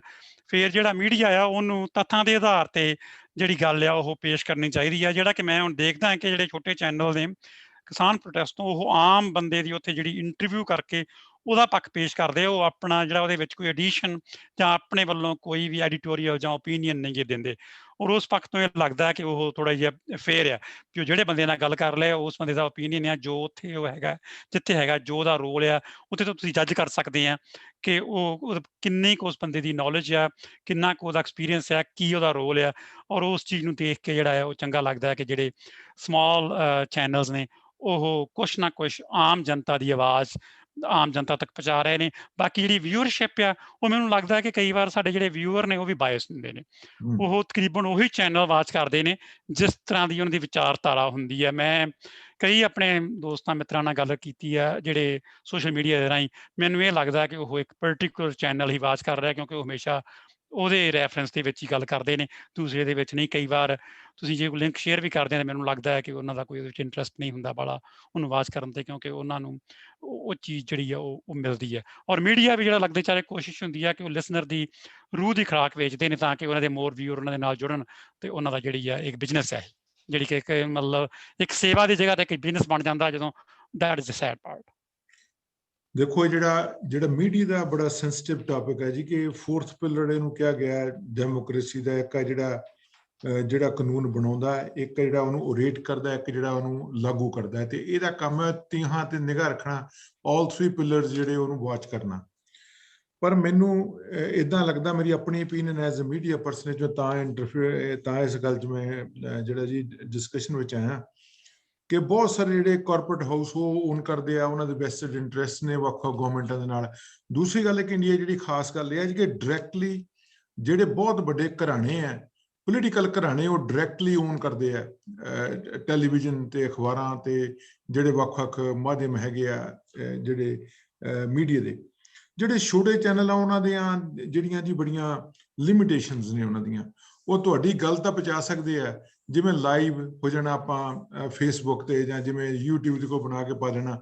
ਪਰ ਉਹਦੇ ਵਿੱਚ ਜੋ ਮੀਡੀਆ ਦਾ ਕੰਮ ਹੈ, ਜਿਵੇਂ ਹੁਣ ਜਿਵੇਂ ਕਾਨੂੰਨ ਦੀ ਗੱਲ ਹੈ, ਆਪਾਂ 5 ਜਣੇ ਆ ਜਿੱਥੇ ਡਿਸਕਸ਼ਨ ਕਰ ਰਹੇ ਹਾਂ ਕਿਸੇ ਨੇ ਆਪਣੇ ਪੰਜਾਂ ਚੋਂ ਕਦੀ ਕਿਸੇ ਨੇ ਪੜ੍ਹਿਆ ਹੋ ਕਿ ਕਿਸੇ ਮੀਡੀਆ ਨੇ ਇਸ ਕਾਨੂੰਨ ਨੂੰ, ਇਹ ਜਿਹੜੇ ਬਿੱਲ ਬਣੇ ਨੇ ਤਿੰਨਾਂ ਨੂੰ, ਉਹਦੀ ਬਿਲਕੁਲ ਨਿਰਪੱਖ ਰਿਪੋਰਟਿੰਗ ਔਰ ਉਹ ਜਿਹੜਾ ਕਾਨੂੰਨ ਬਣਿਆ, ਜੋ ਤਰੁੱਟੀਆਂ ਨੇ, ਜੋ ਖਾਮੀਆਂ ਨੇ, ਉਹਦੀ ਇੱਕ ਪ੍ਰੋਪਰ ਐਨਾਲਿਸਿਸ ਕਰਕੇ ਸਾਡੇ ਮੂਹਰੇ ਪੇਸ਼ ਕੀਤੀ ਹੋਵੇ, ਜਿਹੜਾ ਕਿ ਮੀਡੀਆ ਦਾ ਇੱਕ ਬਹੁਤ ਵੱਡਾ ਰੋਲ ਹੈ?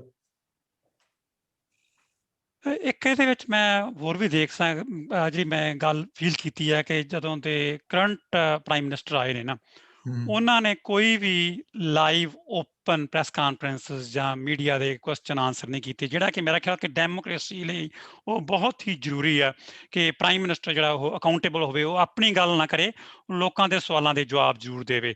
ਔਰ ਉਹਦੇ ਨਾਲ ਵੀ ਜਿਹੜਾ ਮੀਡੀਆ ਦਾ ਰੋਲ ਆ ਉਹ ਬਹੁਤ ਸੁਧਰ ਸਕਦਾ ਜੇ, ਔਰ ਡੈਮੋਕ੍ਰੇਸੀ ਬਹੁਤ ਵਧੀਆ ਸੁਧਰ ਸਕਦੀ ਹੈ ਜੇ ਉਹਨਾਂ ਕੋਲ ਇਹ ਹੱਕ ਹੋਵੇ ਕਿ ਉਹ, ਜਿਵੇਂ ਹੁਣ ਇਹਨਾਂ ਕੰਟਰੀਜ਼ ਦੇ ਵਿੱਚ ਨੇ, ਭਾਵੇਂ ਕਿ ਆਪਾਂ ਪ੍ਰੈਜ਼ੀਡੈਂਟ ਟਰੰਪ ਉਹਨਾਂ ਨੂੰ ਕੰਡੈਮ ਵੀ ਕਰਦੇ ਹਾਂ, ਪਰ ਉਹ ਸਟਿਲ ਕੁਛ ਨਾ ਕੁਛ ਪ੍ਰੈਸ ਕਾਨਫਰੰਸ ਕਰਦੇ ਸੀ ਤੇ ਉਹਦੇ ਵਿੱਚ ਉਹ ਭਾਵੇਂ ਉਹ ਜਵਾਬ ਦਿੰਦੇ ਸੀ ਜਾਂ ਨਹੀਂ ਸੀ, ਦੈਟ ਵਾਜ਼ ਡਿਫਰੈਂਟ ਟੌਪਿਕ, ਪਰ ਸਾਡੇ ਪ੍ਰਧਾਨ ਮੰਤਰੀ ਜਿਹੜੇ ਨੇ ਉਹ ਲਾਈਵ ਉਸ ਤਰ੍ਹਾਂ ਦੀ ਪ੍ਰੈਸ ਕਾਨਫਰੰਸ ਜਿਹੜੀ ਆ ਉਹ ਇੱਕ ਟ੍ਰੈਂਡ ਜੇ ਚੱਲੇ ਤੇ ਆਮ ਮੀਡੀਆ ਨੂੰ ਇਹ ਹੱਕ ਹੋਵੇ ਕਿ ਉਹਨਾਂ ਦੇ ਗੱਲ ਨੂੰ ਗੱਲਬਾਤ ਪੁੱਛ ਕੇ ਉਹਨਾਂ ਦਾ ਜਿਹੜੀ ਆ ਸਟੋਰੀ ਨੂੰ ਲਿਆ ਸਕੇ। ਉਹ ਮੀਡੀਆ ਦੇ ਰੋਲ ਨੂੰ ਹੋਰ ਬਹੁਤ ਵਧੀਆ ਕਰ ਸਕਦਾ, ਔਰ ਮੀਡੀਆ ਨੂੰ ਇਹ, ਆਮ ਮੀਡੀਆ ਨੂੰ ਇਹ ਮੰਗ ਵੀ ਕਰਨੀ ਚਾਹੀਦੀ ਹੈ ਜੀ। ਹਾਂਜੀ ਸ਼ਰਮਾ ਸਾਹਿਬ।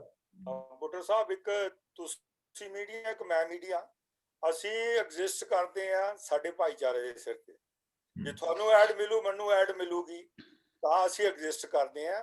ਇਸੇ ਕਰਕੇ ਅਸੀਂ ਆਪਣੇ ਭਾਈਚਾਰੇ ਨੂੰ ਸੇਵਾਵਾਂ ਦਿੰਦੇ ਆ, ਨਿਰਪੱਖ ਸੇਵਾਵਾਂ ਦਿੰਦੇ ਆ, ਤਾਂ ਕਿ ਇੱਕ ਵਧੀਆ ਗੱਲ ਜਿਹੜੀ ਹੈ ਕਮਿਊਨਿਟੀ 'ਚ ਵਿਚਰੇ। ਹੁਣ 21 ਨਵੰਬਰ ਨੂੰ 2018 ਨੂੰ $600 ਮਿਲੀਅਨ ਜਸਟਿਨ ਟਰੂਡੋ ਦੀ ਸਰਕਾਰ ਨੇ ਮੁਹੱਈਆ ਕਰਾਏ ਜੀ, ਟੈਕਸ ਕ੍ਰੈਡਿਟਸ, ਜਿਹੜੇ ਵੱਡੇ ਬਘਿਆੜ ਜਿਹੜੇ ਮੀਡੀਆ ਵਾਲੇ ਕੈਨੇਡਾ 'ਚ ਬੈਠੇ ਆ। ਇੱਦਾਂ ਇੰਡੀਆ 'ਚ ਜਿਹੜੇ ਵੱਡੇ ਅਦਾਰੇ ਹੈ, ਉਹਨਾਂ ਨੂੰ ਚਾਹੇ ਤੁਸੀਂ ਗੋਦੀ ਮੀਡੀਆ ਕਹਿ ਦਿਓ, ਤਾਂ ਚਾਹੇ ਤੁਸੀਂ ਟਰੂਡੋ ਮੀਡੀਆ ਕਹਿ ਦਿਓ, ਉਹਨਾਂ ਬਣ ਕੇ ਰਹਿਣਾ ਹੀ ਰਹਿਣਾ। ਉਹਨਾਂ ਦੇ ਓਵਰਹੈਡ ਇੰਨੇ ਹੈ, ਹਾਂਜੀ, ਉਹਨਾਂ ਨੇ ਇੰਨਾ ਸਟਾਫ ਰੱਖਣਾ, ਇੰਨੀਆਂ ਕਾਪੀਆਂ ਛਾਪਣੀਆਂ, ਇੰਨੀਆਂ ਚੈਨਲਾਂ ਚਲਾਉਣੀਆਂ। ਸਾਡੇ ਵਰਗੇ ਜਿਹੜੇ ਛੋਟੇ ਆ ਨਾ ਜੀ, ਜਿਹੜੇ ਮੀਡੀਆ, ਇਹ ਫੇਰ ਵੀ ਅਸੀਂ ਨਿਰਪੱਖ ਰਹਾਂਗੇ, ਅਸੀਂ ਭਾਈਚਾਰੇ ਨਾਲ ਜੁੜੇ ਰਹਾਂਗੇ, ਕਿਉਂਕਿ ਸਾਨੂੰ ਐਡ ਦਾ ਰੈਵਨਿਊ ਭਾਈਚਾਰੇ ਤੋਂ ਆਉਂਦਾ।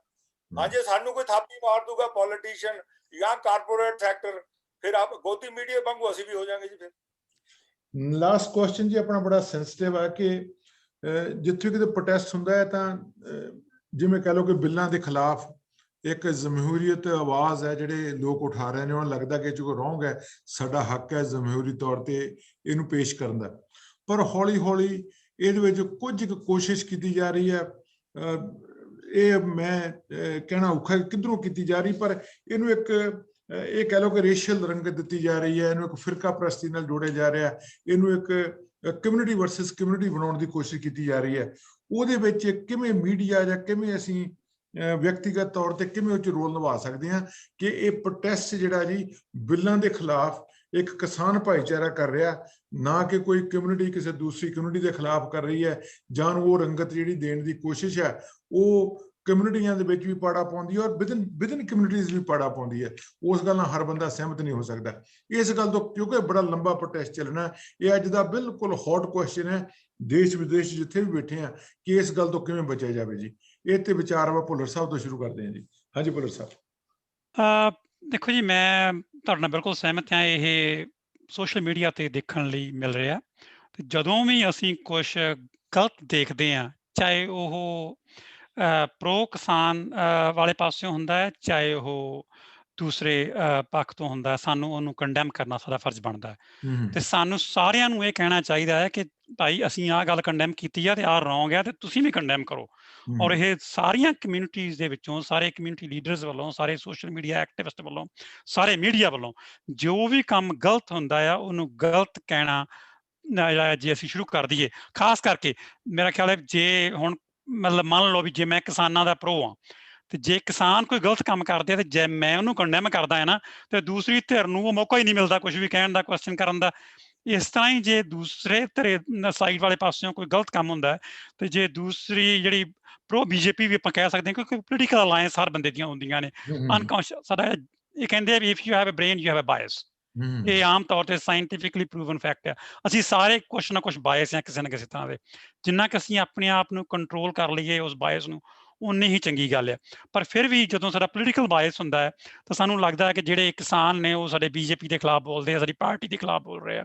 ਪਰ ਸਾਨੂੰ ਉਸ ਟਾਈਮ ਤੇ ਉਹ ਆਵਾਜ਼ ਕਰਨ ਦੀ ਲੋੜ ਹੈ ਕਿ ਉਹ ਵੀ ਉਸ ਇੰਡੀਆ ਉਹ ਵੀ ਉਹਨੂੰ ਇਹ ਨਾ ਬਣਾਇਆ ਜਾਵੇ ਕਿ ਉਹ ਭਾਰਤ ਦੇ ਖਿਲਾਫ ਬੋਲਦੇ ਨੇ, ਕਿਉਂਕਿ ਇਸ ਟਾਈਮ ਜਿਹੜੇ ਵੀ ਕਿਸਾਨ ਨੇ ਉਹ ਭਾਰਤ ਦੇ ਖਿਲਾਫ ਪ੍ਰੋਟੈਸਟ ਨਹੀਂ ਕਰ ਰਹੇ, ਨਾ ਉਹ ਭਾਰਤ ਦੇ ਖਿਲਾਫ ਬੋਲ ਰਹੇ ਆ, ਉਹ ਸਿਰਫ ਤੇ ਸਿਰਫ ਜਿਹੜੇ ਖੇਤੀ ਕਾਨੂੰਨ ਨੇ ਉਹਨਾਂ ਦੇ ਖਿਲਾਫ ਬੋਲ ਰਹੇ ਨੇ, ਜਾਂ ਜਿਹੜੀ ਪਾਰਟੀ ਜਾਂ ਪੋਲੀਟੀਕਲ ਲੀਡਰ ਉਹਨਾਂ ਬਿੱਲਾਂ ਨੂੰ ਲੈ ਕੇ ਆਏ ਨੇ ਉਹਨਾਂ ਦੇ ਖਿਲਾਫ ਗੱਲ ਕਰ ਰਹੇ ਨੇ।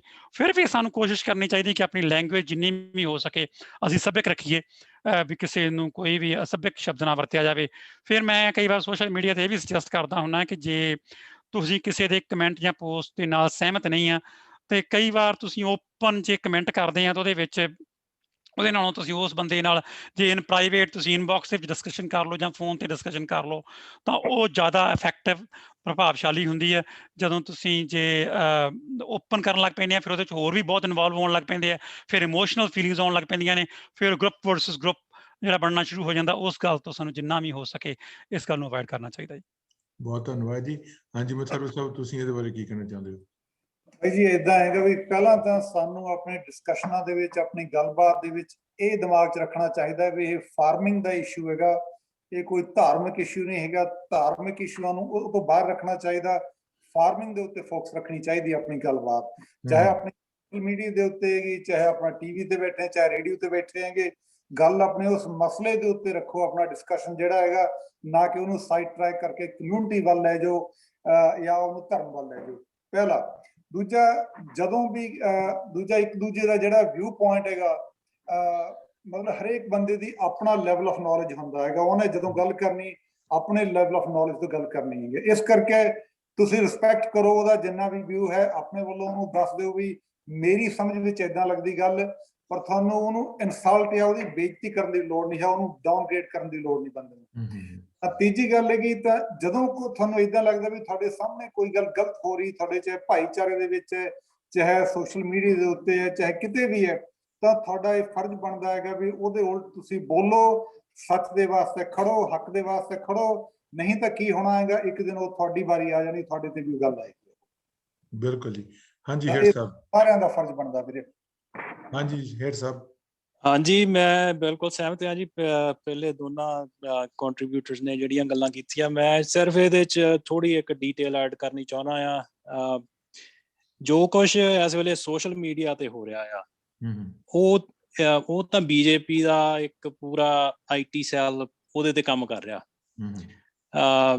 ਆਈ ਡੋਂਟ ਨੋ ਵੀ ਤੁਹਾਡੇ ਚੋਂ ਕਿਸੇ ਨੇ ਦੇਖੀ ਕਿ ਨਹੀਂ ਰਿਪੋਰਟ, ਕੱਲ ਜਾਂ ਪਰਸੋਂ ਮੀਡੀਆ ਵਿੱਚ ਪਬਲਿਸ਼ ਹੋਈ ਸੀ। ਉਹਨਾਂ ਨੇ ਪੂਰਾ ਸਟਰਕਚਰ ਦਿਖਾ ਲਿਆ ਉਹਨਾਂ ਦਾ। ਉਹ ਅਸੈਂਬਲੀ ਲੈਵਲ ਤੇ ਕਹਿ ਲਓ ਵੀ ਇੱਕ ਮਿਊਨਿਸਪਲ ਲੈਵਲ ਤੇ ਉਹਨਾਂ ਨੇ ਆਪਣੇ ਸੈੱਲ ਬਣਾਏ ਹੋਏ ਆ। Then they all report back to a central location at a state level, then at a national level. ਜਿਹੜਾ ਜੇ ਤੁਸੀਂ ਆਪਣੇ ਸਬ ਕੰਟੀਨੈਂਟ ਦੀ ਹਿਸਟਰੀ ਦੇਖੋ ਤਾਂ it's a tried and tested method by all the rulers. ਇਹਦਾ ਕਹਿ ਲਓ ਵੀ ਇਹ ਤੋਂ ਬਿਨਾਂ ਤਾਂ ਉੱਥੇ ਸਰਕਾਰ ਹੀ ਨਹੀਂ ਚੱਲਦੀ। ਜਿਹੜਾ ਵੀ ਧਰਮ ਦੇ ਨਾਂ ਤੇ ਜਾਂ ਜ਼ਾਤ ਦੇ ਨਾਂ ਤੇ ਜਾਂ ਕਹਿ ਲਓ ਵੀ ਰੰਗ ਦੇ ਨਾਂ ਤੇ ਵੰਡ ਕੇ ਉੱਥੇ ਸਰਕਾਰਾਂ ਚੱਲੀਆਂ ਹੀ ਏਦਾਂ ਆ। BJP is just implementing what it has learned. ਇਹਨਾਂ ਨੇ ਜੋ ਕੁਛ ਪਿਛਲੇ 300-400 ਸਾਲ ਤੋਂ ਸਿੱਖਿਆ, ਜਾਂ ਕਹਿ ਲਓ ਵੀ ਪਿਛਲੇ 25-30 ਸਾਲਾਂ ਤੋਂ ਇਹਨਾਂ ਨੇ ਕਾਂਗਰਸ ਤੋਂ ਸਿੱਖਿਆ, ਉਹੀ ਇੰਪਲੀਮੈਂਟ ਕਰ ਰਿਹਾ ਉਹ with 21ਵੀਂ ਸਦੀ ਦੇ tools. They're using the strategies of 50 years ago with the 21st century tools. ਇਹਨੂੰ ਤੁਸੀਂ as an individual ਤੁਸੀਂ ਉਹਨਾਂ ਨੂੰ ਰੋਕ ਨਹੀਂ ਸਕਦੇ ਜੋ ਉਹ ਕਰ ਰਹੇ ਆ। ਤੁਸੀਂ ਆਪ ਕੀ ਕਰਦੇ ਹੋ ਕੰਟਰੋਲ ਕਰ ਸਕਦੇ ਆ। ਸੋ ਉਹਦੇ ਮਾਮਲੇ 'ਚ ਮੈਂ ਜਿਹੜੀਆਂ ਦੋਨੇ ਗੱਲਾਂ ਇਹਨਾਂ ਨੇ ਬੁਲਾਰਿਆਂ ਨੇ ਕਹੀਆਂ, ਮੈਂ ਉਹਨਾਂ ਨਾਲ ਬਿਲਕੁਲ ਸਹਿਮਤ ਹਾਂ। ਦੂਜਾ, ਮੈਂ ਇਹਨੂੰ ਜੋ ਕੁਛ ਪਿਛਲੇ ਕੁਝ ਸਮੇਂ ਤੋਂ ਹੋਇਆ ਯੂਨੀਅਨ ਲੀਡਰਸ ਦੇ ਨਾਲ ਜਾਂ ਵਟ ਨਾਟ, ਮੈਂ ਉਹਦੇ 'ਚ ਆਪਣੇ ਪੁਆਇੰਟ ਤੇ ਮੁੜ ਕੇ ਆਉਣਾ ਚਾਹੁੰਦਾ। ਮੈਂ ਪਹਿਲਾਂ ਵੀ ਇਹ ਪੁਆਇੰਟ ਮੇਕ ਕੀਤਾ। ਉਹਨਾਂ ਨੂੰ ਪਤਾ ਸੀ ਵੀ ਬੀਜੇਪੀ ਨੇ ਇਹ ਹੱਥ ਕੰਡੇ ਵਰਤਣੇ ਆ। ਉਹਨਾਂ ਨੂੰ ਪਤਾ ਸੀ ਇਹ ਸਾਰਾ ਕੁਛ ਹੋਣਾ ਆ। ਉਹਨਾਂ ਦਾ ਸਿਰਫ ਇਹਦੇ ਵਿੱਚ ਡਿਫੈਂਸਿਵ ਪੋਸਚਰ ਰਿਹਾ। ਉਹਨਾਂ ਨੇ ਕਦੀ ਸਰਕਾਰ ਨੂੰ ਇਹਦੇ ਤੇ ਚੁਣੌਤੀ ਨਹੀਂ ਦਿੱਤੀ। ਹਾਂ ਬਈ ਕਰ ਲਓ, ਇਹ ਤੁਸੀਂ ਜਿਹੜੀਆਂ ਗੱਲਾਂ ਕਰਨੀਆਂ, ਸਾਨੂੰ ਇਹਨਾਂ ਨਾਲ ਕੋਈ ਫਰਕ ਨਹੀਂ ਪੈਂਦਾ। ਉਹਨਾਂ ਨੇ ਉਲਟਾ ਜਿਹੜੇ ਉਹਨਾਂ ਦੇ ਸਪੋਰਟਰ ਸੀ ਉਹਨਾਂ ਨੂੰ ਕ੍ਰਿਟਿਸਾਈਜ਼ ਕੀਤਾ। ਤੇ ਉਹਦਾ ਕਰਕੇ ਇਹ ਮਸਲਾ ਇੰਨਾ ਉਲਝ ਗਿਆ ਕਿ ਇਹਨਾਂ ਦੇ ਵਿੱਚ ਆਪਸ ਵਿੱਚ ਫੁੱਟ ਪੈਣ ਤੱਕ ਗੱਲ ਆ ਗਈ। ਉਹਦੇ 'ਚ ਮੈਂ ਜਿਹੜੀ ਗੱਲ ਪਹਿਲਾਂ ਕਹੀ ਸੀ ਵੀ ਯੂਨੀਅਨ ਲੀਡਰਸ ਨੇ ਬਾਹਲੀ ਹੁਸ਼ਿਆਰੀ ਜਾਂ ਬਾਹਲੀ ਅਕਲਮੰਦੀ ਤੋਂ ਕੰਮ ਨਹੀਂ ਲਿਆ ਲੱਗਦਾ। ਜੇ ਟਕੈਤ ਇੱਕ ਸਕਿੰਟ 'ਚ ਉਸ ਗੱਲ ਨੂੰ ਨਿਊਟਰਲਾਈਜ਼ ਕਰ ਸਕਦਾ, ਕਰ ਇਹ ਵੀ ਸਕਦੇ ਸੀਗੇ ਜਿਹੜੇ ਪੰਜਾਬ ਦੇ ਅਖੌਤੀ ਲੀਡਰ ਆ। ਤੇ ਉਹਦੇ 'ਚ ਕਿਤੇ ਨਾ ਕਿਤੇ ਜਿਹੜੀ ਪੰਜਾਬ ਦੀ ਲੋਕਲ ਲੈਵਲ ਦੀ ਪੋਲਿਟਿਕਸ ਆ ਜਾਂ ਸਟੇਟ ਲੈਵਲ ਦੀ ਪੋਲਿਟਿਕਸ ਆ, ਦੈਟਸ ਪਲੇਇੰਗ ਅ ਰੋਲ। ਜੇ ਆਪਾਂ ਕਹੀਏ ਵੀ ਉਹ ਨਹੀਂ ਕਰਦੀ ਤਾਂ ਉਹ ਗਲਤ ਹੋਊਗੀ। ਜਿਹੜਾ ਪੰਜਾਬ 'ਚ ਖੱਬੇ ਪੱਖੀਆਂ ਦਾ ਤੇ ਪੰਥ ਪੱਖੀਆਂ ਦਾ ਪਿਛਲੇ 50 ਸਾਲਾਂ ਤੋਂ ਆਪੋ ਵਿੱਚ ਹੀ ਰੰਜਿਸ਼ ਰਹੀ ਆ ਤੇ ਉਹ ਰਹਿਣੀ ਵੀ ਆ। ਪਰ ਉਹਨਾਂ ਨੂੰ ਚਾਹੀਦਾ ਸੀਗਾ ਵੀ ਇਸ ਇੰਨੇ ਆਪਣੀ ਉਮਰ ਦੇ, ਮੇਰੀ ਉਮਰ ਦੇ ਐਟਲੀਸਟ ਸਾਰਿਆਂ ਨੂੰ ਵੱਡੇ ਅੰਦੋਲਨ 'ਚ ਘੱਟੋ ਘੱਟ ਇੱਕ ਮਿਨੀਮਮ ਪ੍ਰੋਗਰਾਮ ਤੇ ਅਗਰੀ ਕਰਦੇ ਤੇ ਉਹਦੇ ਤੇ ਬਣੇ ਰਹਿੰਦੇ। ਜੇ ਅੱਜ ਜਿਹੜਾ ਕੇਂਦਰ ਬਿੰਦੂ ਪ੍ਰੋਟੈਸਟ ਦਾ ਉਹ ਸਿੰਘੂ ਤੋਂ ਉੱਠ ਕੇ ਗਾਜ਼ੀਪੁਰ ਚਲ ਗਿਆ, ਉਹਦਾ ਮੇਨ ਕਾਰਨ ਇਹੀ ਸੀਗਾ। Thank you sir, thank you very much. ਤੇ ਹੁਣ ਮੈਂ ਸ਼ਰਮਾ ਸਾਹਿਬ ਨੂੰ ਕਹਿੰਦਾ ਜੀ ਕਿ ਤੁਸੀਂ ਇਹ ਤੇ ਚੱਲਣਾ ਪਾਓ, ਸੋਸ਼ਲ ਮੀਡੀਆ ਰੱਖਿਓ ਜੀ ਫੋਕਸ, ਜਿਹੜਾ ਇਹ ਤੇ ਕਮਿਊਨਿਟੀਜ਼ ਦੇ ਵਿੱਚ ਜਿਹੜਾ ਕ੍ਰੀਏਟ ਕੀਤਾ ਜਾ ਰਿਹਾ ਜਾਂ ਕਰਨ ਦੀ ਕੋਸ਼ਿਸ਼ ਕੀਤੀ ਜਾ ਰਹੀ ਜਾਂ ਨਜ਼ਰ ਆਉਂਦਾ, ਉਹਦੇ ਬਾਰੇ ਤੁਹਾਡੀ ਕੀ ਰਾਏ ਹੈ ਜੀ? ਬੁੱਟਰ ਸਾਹਿਬ, ਇੱਕ ਤਾਂ ਮੈਂ ਆਪ ਦੇ ਇੰਡੀਵਿਜੂਅਲ ਤੌਰ ਤੇ ਨਾ 2 ਪਾਲਿਸੀ ਡਿਸੀਜਨ ਲਿੱਤੇ ਦੇ ਹੈ ਜਿਹਦਾ ਬੜਾ ਲਾਹੇਵੰਦ ਰਹੇ ਮੇਰੇ ਲਈ। ਇੱਕ ਤਾਂ ਇਹ ਹੈ ਕਿ ਮੈਂ ਕਦੀ ਵੀ ਰਿਲੀਜਨ ਤੇ ਪੋਲਿਟਿਕਸ ਸੋਸ਼ਲ ਮੀਡੀਆ ਤੇ ਪ੍ਰਮੋਟ ਨਹੀਂ ਕਰਦਾ। ਜਿਹੜਾ ਰਿਲੀਜਨ ਆ, ਮੇਰਾ ਧਰਮ ਆ, ਉਹ ਮੇਰਾ ਪਰਸਨਲ ਹੈ। ਮੈਂ ਆਪਣੇ ਫੋਟੋਆਂ ਪਾ ਕੇ ਰੰਗ ਬਰੰਗੀਆਂ ਮੈਂ ਉਹ ਬਿਲਕੁਲ ਨਹੀਂ ਕਰਨੀ ਚਾਹੁੰਦਾ, ਨਾ ਮੈਂ ਪੋਲਿਟਿਕਸ ਡਿਸਕਸ ਕਰਾਂ ਇੰਡੀਆ ਦੀ। ਨੰਬਰ 2 ਜੀ, ਮੈਂ ਇਹੀ ਨਾਰਾ ਮਾਰਦਾ ਹਰ ਇੱਕ ਸੋਸ਼ਲ ਮੀਡੀਆ ਤੇ ਵੀ ਕਿ ਮੈਂ ਮੈਂ ਇੰਡੀਅਨ ਪੋਲਿਟਿਕਸ ਤੋਂ ਕੁਛ ਨਹੀਂ ਲੈਣਾ। ਹਾਂ, ਇਹ ਅੰਦੋਲਨ ਜਿਹੜਾ ਹੈ ਕਿਸਾਨਾਂ ਦਾ ਅੰਦੋਲਨ ਹੈ, ਜਿਹਦੇ ਚ ਹਿਊਮਨ ਰਾਈਟਸ ਵਾਇਲੇਸ਼ਨ ਵੀ ਹੋ ਰਹੀ ਹੈ, ਤਰਾਸਦੀ ਵੀ ਹੈ, ਸ਼ਹਾਦਤਾਂ ਵੀ ਹੋਈਆਂ। ਉਹਨੂੰ ਦੇਖਦੇ ਹੋਏ ਮੈਂ ਆਪਦੇ ਆਪ ਨੂੰ ਪੋਜ਼ਿਟਿਵ ਪੱਖ ਰੱਖ ਕੇ ਇਹ ਕਿਸਾਨ ਰਾਈਟ रिपोर्टिंग कनाडा च कर रहे हैं। रेस्ट ऑफ इंडिया से लीडर्स इंटरेस्ट है, जिसको खाओ उसी को खाओ। कनाडा च बैठे हैं, कनाडा दी गल्लां करिए, वो सारी दी गल्लां करिए, वधिया लेगेसी दी गल्लां करिए। जेडी कंपैशनेट लोग है इत्थे दे, उदा वांगू असीं कंपैशनेट होइए, इक उहदे दुख दा भंडारा करिए, वधिया गल्लां करिए, वधिया भविख सिजर के जाइए। बहुत धन्यवाद जी तुहाडा। जेंटलमैन, बहुत वधिया हैल्दी डिस्कशन हुई है। पैनल डिस्कशन अक्सर मैं टीवी ते होरना थावां ते देखदा कि कई बारी आउट ऑफ लाइन आप चल जाने हैं, बिल्कुल आप विदन पैरामीटर च रह के डिस्कशन की है। कल नूं 4 ਤੋਂ 6 बजे तक ब्रॉडकास्ट करांगे रेडियो ते नाल ही उस तो बाद सोशल मीडिया ते साडे यूट्यूब ते फेसबुक ते और जिहड़ा इंस्टाग्राम उत्ते सारे ते पै जाएगी जी। हुण मैं एक मिनट तुहानूं सारिਆਂ ਦਿਨਾਂ ਚਾਹੇ ਭਰਾਵਾਂ ਨੂੰ thank you for coming. First of all ਤੁਹਾਡਾ ਬੜਾ ਬਿਜੀ ਸਕੇਜੂਲ ਹੋਵੇਗਾ, ਇੱਕ ਮਿੰਟ ਤੁਸੀਂ ਸਮ ਅਪ ਕਰੋ ਜੋ ਅੱਜ ਦਾ ਤੁਹਾਡਾ ਐਕਸਪੀਰੀਅੰਸ ਆ, ਜੋ ਤੁਸੀਂ ਐਂਡ ਤੇ ਸੁਨੇਹਾ ਦੇਣਾ ਚਾਹੁੰਦੇ ਹੋ। ਸ਼ਰਮਾ ਸਾਹਿਬ ਤੁਹਾਡੇ ਤੋਂ ਸ਼ੁਰੂ ਕਰ ਲੈਂਦੇ ਆ ਜੀ। ਇੱਕ ਤਾਂ ਤੁਹਾਡਾ ਔਰ ਤੁਹਾਡੇ ਰੇਡੀਓ ਦਾ, ਮਾਈ ਰੇਡੀਓ ਦਾ ਬਹੁਤ ਬਹੁਤ ਧੰਨਵਾਦ ਪਲੇਟਫਾਰਮ ਦੇਣ ਦਾ। ਦੂਜਾ, ਮੈਂ ਭਾਈਚਾਰੇ ਨੂੰ ਅਪੀਲ ਕਰਦਾ ਕਿ ਇੱਕ ਮੁੱਠ ਹੋ ਕੇ ਰਹੀਏ, ਪਾੜੇ ਨਾ ਪਾਈਏ।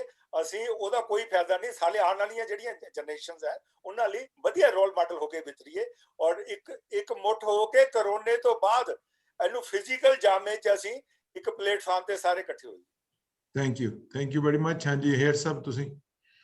ਹਾਂਜੀ, first of all thank you for inviting ਮੀ। ਮੈਂ ਪਹਿਲੀ ਵਾਰੀ ਇਦਾਂ ਦੇ ਕਿਸੇ ਪੈਨਲ 'ਚ ਪਾਰਟਿਸਿਪੇਟ ਕੀਤਾ ਹੈ, so it was a healthy discussion. I think I learned a lot. ਸਾਰਿਆਂ ਤੋਂ ਬਹੁਤ ਕੁਝ ਸਿੱਖਿਆ ਤੇ ਮੈਂ ਅੰਤ 'ਚ ਇਹੀ ਕਹਿਣਾ ਚਾਹੁੰਦਾ ਵੀ ਏਕਤਾ ਬਹੁਤ ਜ਼ਰੂਰੀ ਆ, ਪਰ ਏਕਤਾ ਕੋਈ ਐਕਟਰਸ ਨਹੀਂ ਗੀ ਜਿਹੜੀ ਰੂਮ 'ਚ ਬੈਠੀ ਆ ਜਿਹਨੂੰ ਕੋਈ ਲੈ ਜਾਊਗਾ। ਏਕਤਾ ਰੱਖਣ ਲਈ ਤੁਹਾਡੇ ਕੋਲ ਕਾਮਨ ਗੋਲ ਹੋਣੇ ਚਾਹੀਦੇ ਆ, ਜਿਹੜੇ ਟੀਚੇ ਇੱਕੋ ਜਿਹੇ ਹੋਣੇ ਚਾਹੀਦੇ ਆ ਜਿਹੜੀਆਂ ਪਾਰਟੀਆਂ ਇਨਵੋਲਵਡ ਆ ਉਹਨਾਂ ਲਈ। ਸੋ ਮੈਂ ਇਹੀ ਕਹਿਣਾ ਚਾਹੁੰਦਾ ਵੀ ਆਪਣੇ ਜਿਹੜੇ ਲੋਕਲ ਕਮਿਊਨਿਟੀ ਇਸ ਪ੍ਰੋਟੈਸਟ ਨੂੰ ਸਪੋਰਟ ਕਰ ਰਹੀ ਆ, ਐਂਡ ਬਾਈ ਐਕਸਟੈਂਸ਼ਨ ਜਿਹੜੇ ਉੱਥੇ ਆਪਣੇ ਲੀਡਰ ਬੈਠੇ ਆ ਇੰਡੀਆ 'ਚ, ਉਹ ਵੀ ਆਪਣਾ ਪਲੇਟਫਾਰਮ ਇਕੱਠਾ ਬਣਾਉਣ ਤੇ ਏਕੇ ਦੇ ਨਾਲ ਚੱਲਣ, ਤਾਂ ਹੀ ਇਹ ਸੰਘਰਸ਼ ਕਾਮਯਾਬ ਹੋ ਸਕਦਾ। ਨਹੀਂ ਤਾਂ ਸਰਕਾਰ ਨਾਲ ਮੱਥਾ ਲਾਉਣਾ, ਉਹ ਖਾਸ ਕਰਕੇ ਸਰਕਾਰ ਨਾਲ ਮੱਥਾ ਲਾਉਣਾ ਕੋਈ ਖਾਲਾ ਜੀ ਦਾ ਵਾੜਾ ਨੀਗਾ। ਧੰਨਵਾਦ ਜੀ, ਬਹੁਤ ਬਹੁਤ। ਭੁੱਲਰ ਸਾਹਿਬ, ਤੁਸੀਂ ਕੀ ਕਹਿਣਾ ਚਾਹੁੰਦੇ ਹੋ ਅਖੀਰ 'ਚ ਜੀ? ਪਹਿਲਾਂ ਤਾਂ ਥੈਂਕ ਯੂ ਜੀ ਮਾਈ ਰੇਡੀਓ 580 AM ਦਾ, ਜਿਨ੍ਹਾਂ ਨੇ ਮੌਕਾ ਦਿੱਤਾ ਹੈ ਕਿ ਸਾਰਿਆਂ ਨੂੰ ਨਾਲ ਆਪਣੇ ਵਿਚਾਰਾਂ ਦੀ ਸਾਂਝ ਪਾਉਣ ਦਾ। ਮੇਰੀ ਬੇਨਤੀ ਇਹ ਹੈ ਕਿ ਚੁੱਪ ਰਹਿਣਾ ਕੋਈ ਸੋਲਿਊਸ਼ਨ ਨਹੀਂ ਹੈ। ਜਦੋਂ ਵੀ ਕਿਤੇ ਇਨਜਸਟਿਸ ਹੁੰਦੀ ਆ, ਆਪਣੀ ਆਵਾਜ਼ ਜ਼ਰੂਰ ਬੁਲੰਦ ਕਰੋ, ਭਾਵੇਂ ਤੁਸੀਂ ਇੰਡੀਆ 'ਚ ਆ, ਚਾਹੇ ਤੁਸੀਂ ਕੈਨੇਡਾ 'ਚ ਆ, ਜੋ ਕੁਛ ਵੀ ਆ, ਜਿੱਥੇ ਵੀ ਬੈਠੇ ਆ, ਆਪਣੀ ਆਵਾਜ਼ ਨੂੰ ਜ਼ਰੂਰ ਆਪਣੀ ਸ਼ੇਅਰ ਕਰੋ। ਜੇ ਤੁਸੀਂ ਸਮਝਦੇ ਆ ਕਿ ਕਿਤੇ ਇਨਜਸਟਿਸ ਹੋ ਰਹੀ ਆ, ਉਹਦੇ ਖਿਲਾਫ ਬੋਲਣਾ ਜਿਹੜਾ ਸਾਡੇ ਸਾਰਿਆਂ ਦਾ ਫਰਜ਼ ਬਣਦਾ, ਔਰ ਸਾਨੂੰ ਉਹਦੇ ਖਿਲਾਫ ਬੋਲਦੇ ਰਹਿਣਾ ਚਾਹੀਦਾ ਹੈ ਜਿੰਨਾ ਚਿਰ ਜਸਟਿਸ ਨਹੀਂ ਮਿਲ ਜਾਂਦੀ। ਅੱਜ ਜੇ ਉਹ ਇਨਜਸਟਿਸ ਕਿਸੇ ਹੋਰ ਦੇ ਖਿਲਾਫ ਆ, ਤੇ ਕੱਲ ਨੂੰ ਤੁਹਾਡੇ ਖਿਲਾਫ ਵੀ ਹੋ ਸਕਦੀ ਹੈ। ਜੇ ਅੱਜ ਤੁਸੀਂ ਉਸ ਇਨਜਸਟਿਸ ਦੇ ਖਿਲਾਫ ਨਹੀਂ ਬੋਲਦੇ, ਤੇ ਕੱਲ ਨੂੰ ਤੁਹਾਡੇ ਹੱਕ 'ਚ ਬੋਲਣ ਵਾਲਾ ਵੀ ਕੋਈ ਨਹੀਂ ਮਿਲਣਾ। ਇਸ ਕਰਕੇ ਪਰ ਦੂਸਰੇ ਪੱਖ ਤੋਂ ਇਹ ਹੈ ਕਿ ਬੀ ਫੇਅਰ, ਕੋਈ ਵੀ ਕਿਸੇ ਦੇ ਧਰਮ ਦੇ ਨਾਲ ਜਾਂ ਕਿਸੇ ਦੀ ਜਾਤ ਪਾਤ ਦੇ ਉੱਪਰ ਕੋਈ ਵੀ ਅਟੈਕ ਨਾ ਕਰੋ, ਤੇ ਆਪਣੀ ਕਮਿਊਨਿਟੀ 'ਚ ਭਾਈਚਾਰਾ ਬਣਾ ਕੇ ਰੱਖੋ। ਧੰਨਵਾਦ ਜੀ। ਹਾਂਜੀ ਮਿੱਥਰ ਸਾਹਿਬ, ਥੈਂਕ ਯੂ ਵੈਰੀ ਮਚ। ਤੁਸੀਂ ਸਭ ਤੋਂ ਲਾਸਟ 'ਚ ਕੀ ਕਹਿਣਾ ਚਾਹੁੰਦੇ ਹੋ ਜੀ? ਥੈਂਕ ਯੂ ਬਾਈ ਜੀ। ਦੇਖੋ, ਲਾਸਟ ਵਿੱਚ ਮੇਰਾ ਤੇ ਇਹੀ ਕਹਿਣਾ ਹੈਗਾ ਵੀ ਇਹ ਜਿਹੜੇ ਆਪਾਂ ਇਹਨਾਂ ਨਵੇਂ ਦੇਸ਼ਾਂ ਵਿੱਚ ਆ ਕੇ ਇੱਥੇ ਦੇ ਸਿਸਟਮ ਨੂੰ ਦੇਖਦੇ ਹਾਂ, ਇੱਥੇ ਦੇ ਲੋਕਾਂ ਨੂੰ ਸਮਝਦੇ ਹਾਂ, ਸੁਸਾਇਟੀ ਨੂੰ ਸਮਝਦੇ ਹਾਂ, ਤਾਂ ਆਪਾਂ ਦੇਖਦੇ ਹਾਂ ਵੀ ਸਾਡਾ ਜਿੱਥੋਂ ਅਸੀਂ ਆਏਗੇ ਉੱਥੇ ਉਹਨਾਂ ਦਾ ਹਾਲੇ ਵੀ ਕੀ ਹਾਲ ਹੈ। ਤਾਂ ਕੁਛ ਚੰਗੇ ਆਈਡੀਏ ਲੈ ਕੇ, ਚੰਗੇ ਵਿਚਾਰ ਲੈ ਕੇ ਆਪਾਂ ਉਹਨਾਂ ਵਿਚਾਰਾਂ ਨੂੰ ਉੱਥੇ ਪਹੁੰਚਾ ਕੇ ਲੋਕਾਂ ਨੂੰ ਉਸ ਰਾਹ ਦੇ ਉੱਤੇ ਉਹਨਾਂ ਦਾ ਸਾਥ ਦੇਈਏ, ਤਾਂ ਕਿ ਉਹ ਦੇਸ਼ ਵੀ ਬਦਲੇ, ਉਹ ਦੇਸ਼ ਵੀ ਇਸ ਲੈਵਲ ਦੇ ਉੱਤੇ ਆਵੇ, ਤਾਂ ਕਿ ਉਹਨਾਂ ਨੂੰ ਵੀ ਆਪਣੇ ਹੱਕ ਮਿਲ ਸਕਣ, ਇਨਸਾਫ ਮਿਲ ਸਕਣ, ਤੇ ਉਹ ਵੀ ਆਪਣੀ ਜ਼ਿੰਦਗੀ ਚੰਗੀ ਬਣਾ ਸਕਣ। ਬਹੁਤ ਬਹੁਤ ਤੁਹਾਡਾ ਸਾਰੇ ਪੈਨਲਿਸਟ ਦਾ ਧੰਨਵਾਦ ਜੀ। ਤੁਸੀਂ ਬਹੁਤ ਹੀ ਕੀਮਤੀ ਸਮਾਂ ਕੱਢਿਆ, ਔਰ ਮਾਈ ਰੇਡੀਓ 580 ਦੇ ਬਿਹਾਫ ਤੇ ਮੈਂ ਤੁਹਾਡਾ ਸਾਰਿਆਂ ਦਾ ਬਹੁਤ ਬਹੁਤ ਧੰਨਵਾਦ ਕਰਦਾ। ਔਰ ਕੱਲ ਨੂੰ ਬਕਾਇਦਾ ਤੌਰ ਤੇ ਇਹ ਜਿਹੜੀ ਹੈ ਡਿਸਕਸ਼ਨ ਰੇਡੀਓ ਤੇ ਪਹਿਲਾਂ ਬ੍ਰੌਡਕਾਸਟ ਕੀਤੀ ਜਾਵੇਗੀ, ਜਿਵੇਂ ਪਹਿਲਾਂ ਦੱਸਿਆ, ਫਿਰ ਉਸ ਤੋਂ ਬਾਅਦ ਸੋਸ਼ਲ ਮੀਡੀਆ ਤੇ ਪਾਤੀ ਜਾਵੇਗੀ ਜੀ।